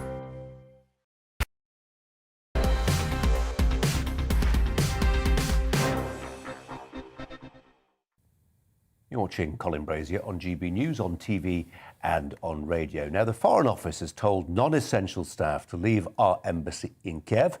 The Americans have done the same. The reason is the same. Russian forces gathering on the Ukrainian border. Will Moscow invade? It's that simple a question. None of our business, say some. Ukraine is neither a NATO member nor in the European Union. But stories today about the impact on gas supplies and ultimately gas prices do serve as a reminder that even though Ukraine is 1,500 miles away from the UK as the crow flies, its fate will have repercussions right here in the UK. Well, the Ukrainian Ambassador to the UK is Pristaiko Vadim, who is with me here in the studio. I'm delighted to say, Mr. Ambassador, thank you so much for coming in at what is obviously an extremely busy time for your country. What is the intelligence you're getting here in London about what's happening at home? I believe that's what's been understood for many people, and thanks to the media, that we've been brought to the attention of all the Britons, that the situation is very tense, and Russians are not just messing, they've been there around. And the problem is that Russians managed to divert the attention of the community from 7 years of war, where they've been killing our people all these years, to the recent build-up. We have to remind everybody that we already paid 13,500 people dead. And it's not just recent build-up we should be wary of. Yeah, people forget this. I remember I was in Donetsk in 2014 and I saw a picture the year or two following of the airport at Donetsk. A beautiful airport, modern airport. It was in rubble. It's just been built for the soccer championship, 2012. Exactly. So brand already, new. you know, the east of your country has been pretty embattled. Do you think it will stop in the east? Or do you think actually if this does happen, the Russian forces will press on to Kiev and come down from the north as well as from the east? What we're now observing is most of the cases is just sort of screen of smoke around the whole plans the Russians have. Some people argue that they will try to establish the so-called land bridge from the south of Ukraine towards all the way towards Crimea, to have it and to provide water, which is being provided by Ukrainian major river to Crimea. This is one of the scenarios. Another scenario, they will try to get all the way to Kiev and to destroy our statehood, which is so much, this is irritating them so much. And install a puppet. Yeah, it's been in the press. I agree that they would do it anyways. That's a logical step. If they come with invasion, next step they will have to have is the government, which will resemble some Ukrainian government, but will be very much closer to them. So to find somebody like the guy who was mentioned, Muraev, who I even don't know much in Ukraine, that would be the logical step. Hopefully it won't come to this. It seemed logical to our government to try and offer you some practical support. We sent a couple of C-17 plane loads of anti-tank weapons so that you can use them. They're being described as defensive. If you're inside a Russian tank that's hit by one, they probably don't feel very defensive. What more can Britain do? And what do you say to those people who say, this isn't our fight, let's not get involved with a nuclear armed state with a potentially unstable leadership? First of all, I have to tell you that if you sit in your tank in Russian territory, this rocket won't harm you either. So if you stay there where they are. Second, I'd like to mention, you're right about nuclear state, but we were a nuclear state when Soviet Union collapsed. And people promised us, including UK. Well, this is a terrible moral. I hate to tell you this, but you gave up your nuclear weapons. I wonder sometimes whether you regret doing that. Because three nations promised to defend us, Russians, UK and US. And the time came that actually we'll put our money where our mouth was. Well, do you think, is it a matter of regret? Do you think you should have kept your nuclear weapons? Not me personally as a diplomat, but many Ukrainians now thinking, could we be better defended if we have these weapons? Probably it will be disaster, but will they come if they know that we're a nuclear state? Yeah. We are under, because you're not in NATO, we are under no treaty obligation to send our young men and women to go and fight and potentially die for your young men and women. What do you say to British people who perhaps feel that it's a long way from the UK. We have no strategic interest in your country. How would you appeal to them, and what more could the UK do for you? First of all, I would like them to know that we don't want anybody to be sent. Neither your daughters and brothers and sisters, neither ours. So our mothers don't want their kids to die somewhere because Putin decided to come for us. But the problem is here that we actually came to this point because we believed after Soviet Union collapsed that we have to fight for some values. In most of the cases, we are fighting not on the fields of war, but rather in our minds. But now the time came when we have to do something very real. And we hope that all of us will avoid it. And I believe that what your government is doing is just helping us to avoid the situation when we will have to fight. If we will come to this point, we will be asking all the sort of help we can, including the military, which has already been provided, some economic to allow us to survive this, these harsh winters, because Russians are cutting gas not just for Europe, they're cutting first of all for ourselves, for Ukrainians. Let's be clear about this. If Putin presses the button and divisions of soldiers come across your border, they have a numerical superiority that you cannot possibly hope to match. If it happens, you will lose. You're right. We won't just lose, we'll probably die. That's more correct explanation of what would probably happen. What do you say to those European leaders who have not demonstrated a great deal of support for your beleaguered country right now? I'm thinking especially of Germany, who recently sacked a senior military figure for some comments he had to make about this. I mentioned the flight bearing the anti-tank weapons, which you'll know didn't fly over German airspace to reach your country. What's happening in Germany? In most of the cases, they believe that they would rather pursue some sort of peaceful resolution with Russians, which is, well overdue. It's a bit too late. Second thing the Germans are talking about is some sort of historical guilt they have towards Russians because they killed so many of them in World War II. I have to remind them that actually were so many Ukrainians being killed, much more than Russian proportion, because we were occupied along with Belarus, not Russian Federation. So, and then they remember what happened when the Soviet troops came to Berlin and killed so many of them. But actually, there were so many Ukrainians were in these troops as well. So they have to understand the historical truth and dig a bit deeper to understand. Each and every time they remind us that we are not member of NATO. You don't have to remind Ukrainians who are about to fight their war that nobody's coming to help you. What do you say to those people here in Britain, and there are many of them, who say, look, at the end of the day, Ukraine is part of Russia's backyard. It's their strategic sphere of influence. It's their neighborhood. Might is always right. It's sad to say, but might is always right. It's one of the oldest cliches in diplomacy, isn't it? And right now, you're on the wrong end of that quotation.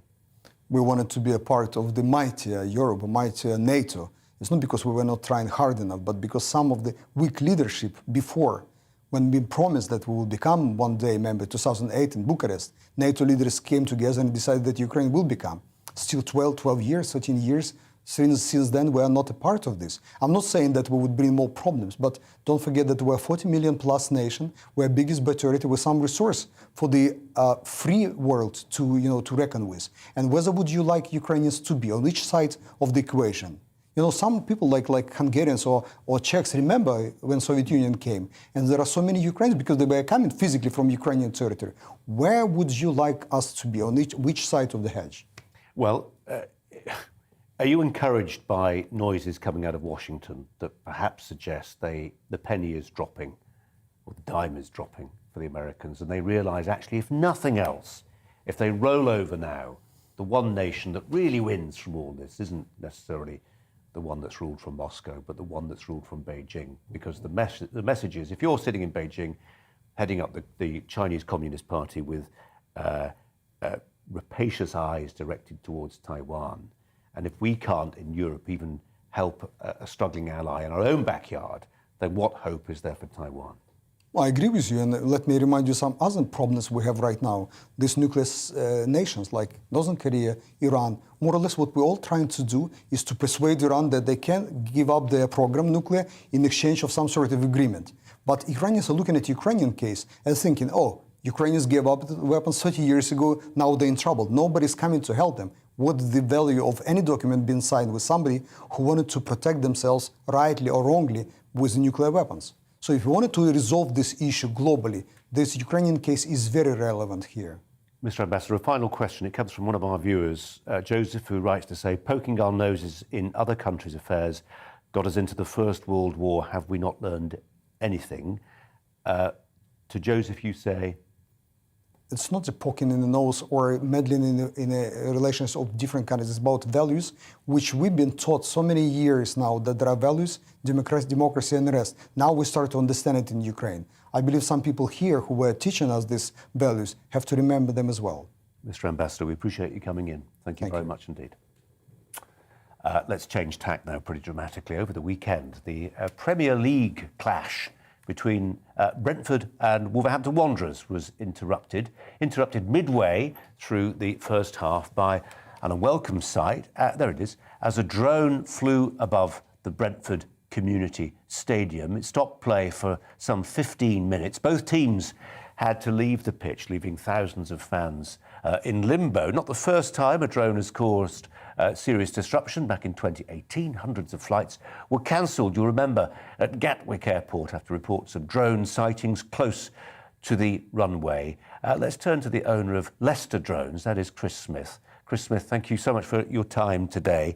I thought we were seeing a bit more regulation governing the ownership and the use of drones. What is the legal situation? Well, the drone shouldn't have been there. It shouldn't be flying over a football stadium. That should have been restricted airspace. So in the UK, football stadiums, prisons, and obviously airport are restricted areas. And the drone that was used there, the DJI, it looked like a DJI Mini or Mini 2, shouldn't have even been able to enter that airspace. But that particular ground, it wasn't actually geo-fenced out at the time. Help us with that, Chris. Sorry. Drone operators are getting better. Sorry, just a bit of jargon there, Chris. What do you mean by geo-fenced out? Well, what happens now is the drone knows where it is, a bit like your sat-nav on a car. And if it goes into an area, it will recognise that that area is locked out. So the drone won't be able to enter that area or take off or land in that area. And in terms of its control, would there need to be a line of sight? I mean, in other words, the person controlling the drone, would they need to physically be able to see it? Or would they have a camera on the drone so they could do it remotely? No, so when you operate a drone, you need to keep it in visual line of sight at all times. So the person operating that drone was also breaking the law and breaking regulations because they couldn't keep that. That drone is very unlikely to have been within their sight. It's important to remember, isn't it, that whether it's Amazon talking about delivering packages or people sending defibrillators to isolated communities, drones are as good or as bad or as useful or as useless as the people operating them. Yeah, I mean, drones are here to stay, and there's an enormous amount of benefits that we can get from them, from delivering things to transferring blood or important things from one hospital to another. They're used for surveying things, checking on livestock on farms, security on industrial areas, search and rescue. Instead of, if you want to do a roof survey now, you don't have to have ladders and scaffolding. You can put up a drone. Doesn't take very long. It can give you a 3D image of the roof. It can take high quality images of the entire roof within a very short space of time. So drones are here. They're here to stay. Their future is very bright, but they've just got to find their place a bit. Yeah, certainly when it comes to things like television production, where before you'd hire a helicopter to get some fantastic aerial images. Now it's a cheap drone. But on the flip side of all that, you'll get people, for instance, trying to get hold of drones to smuggle drugs into prison, for instance. Yeah, I mean that does happen. We were approached once to ask if we could do that, and obviously we declined. That is happening far less. You're probably going back a few years when people were doing that. Whereas now, if you're going to operate a drone, you need to register. So you need to register with CAA. Just go onto their website, caa.co.uk. The drone code is on there, so there's some good advice. And if you do operate a drone, the police and other authorities can see that drone in the air now, and they can see if it's actually a registered drone or not. So it's not so easy to do that. And of course, prisons are now geofenced. So DGI use a geofencing system. Most drone makers that we sell, they use a similar system.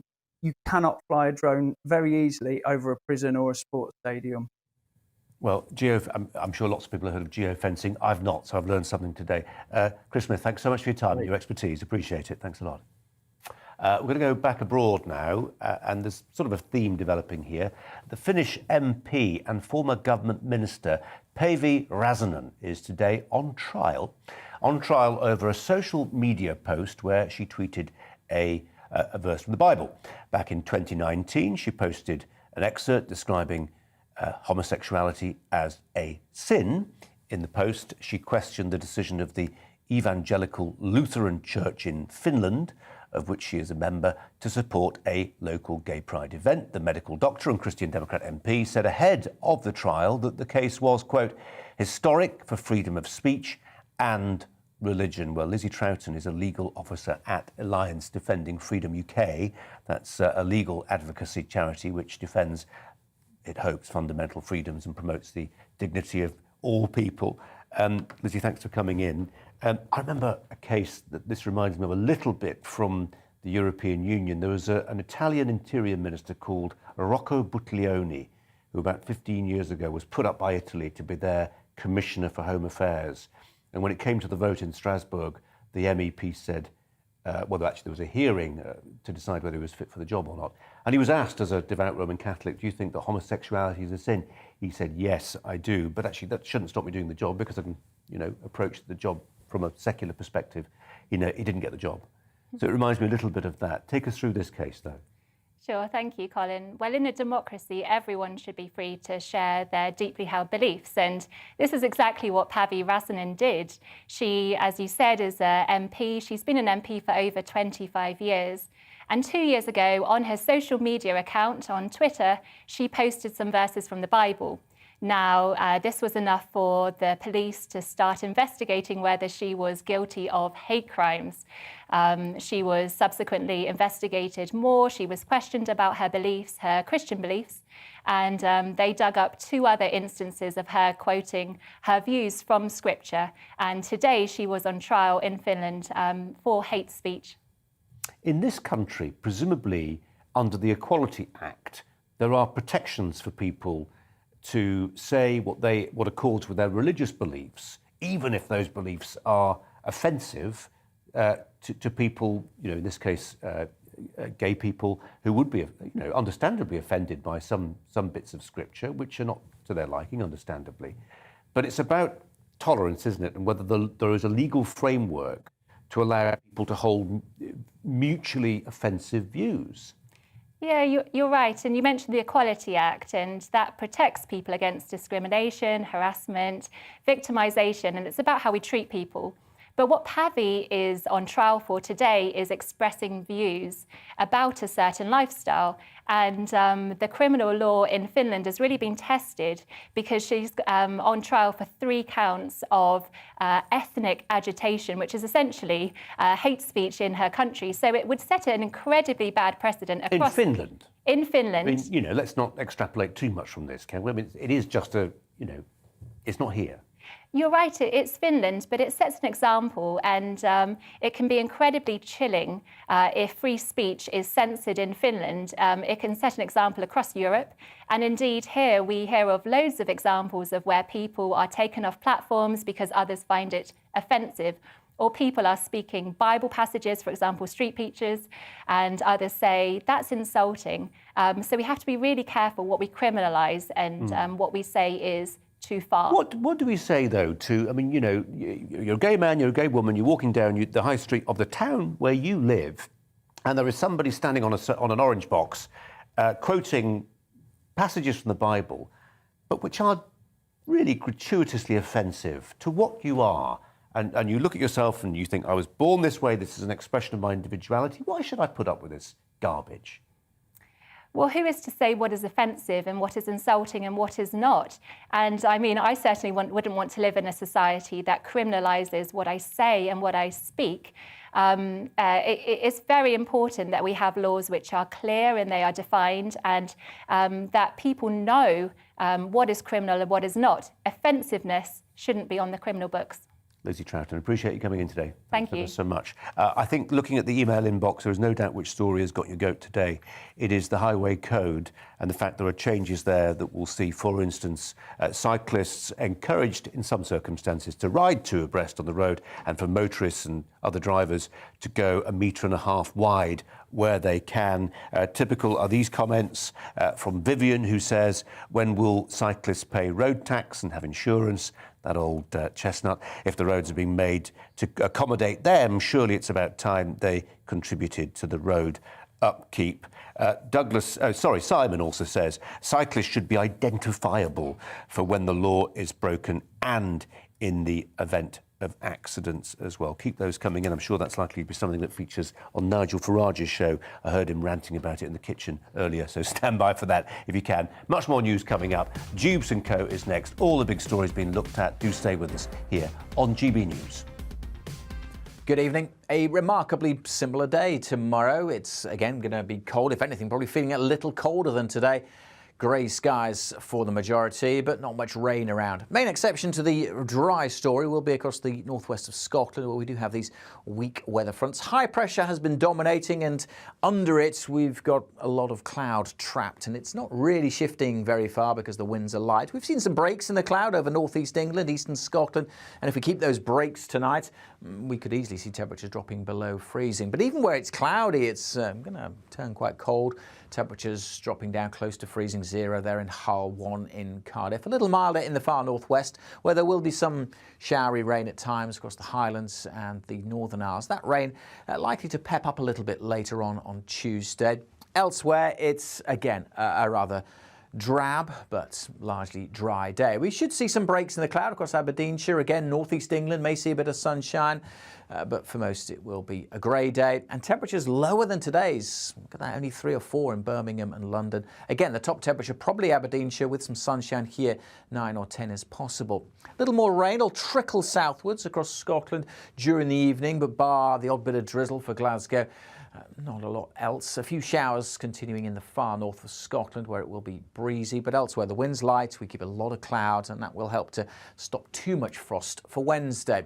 Wednesday's a similar day, perhaps a little bit brighter, a better chance of seeing a few glimmers of sunshine.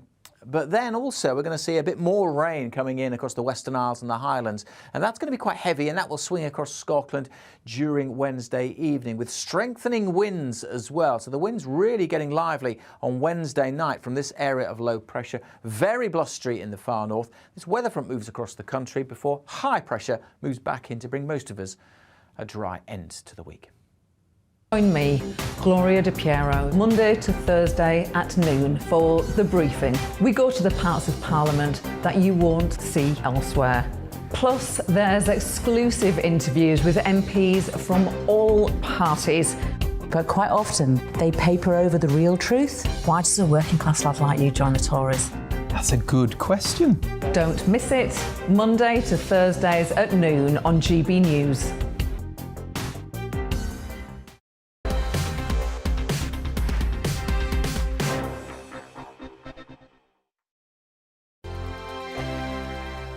Hello there, I'm Eamon. And I'm Isabel. And you're watching the GB News digital stream across the United Kingdom. And around the world. If you're here in the UK, you can also watch us on your TV screen. GB News is Freeview channel 236. On Sky, we're channel 515. 626 on Virgin Media. Just remember, you might need to retune your TV to watch the channel. Yeah, and if you are doing that, find out more about retuning by going to gbnews.uk.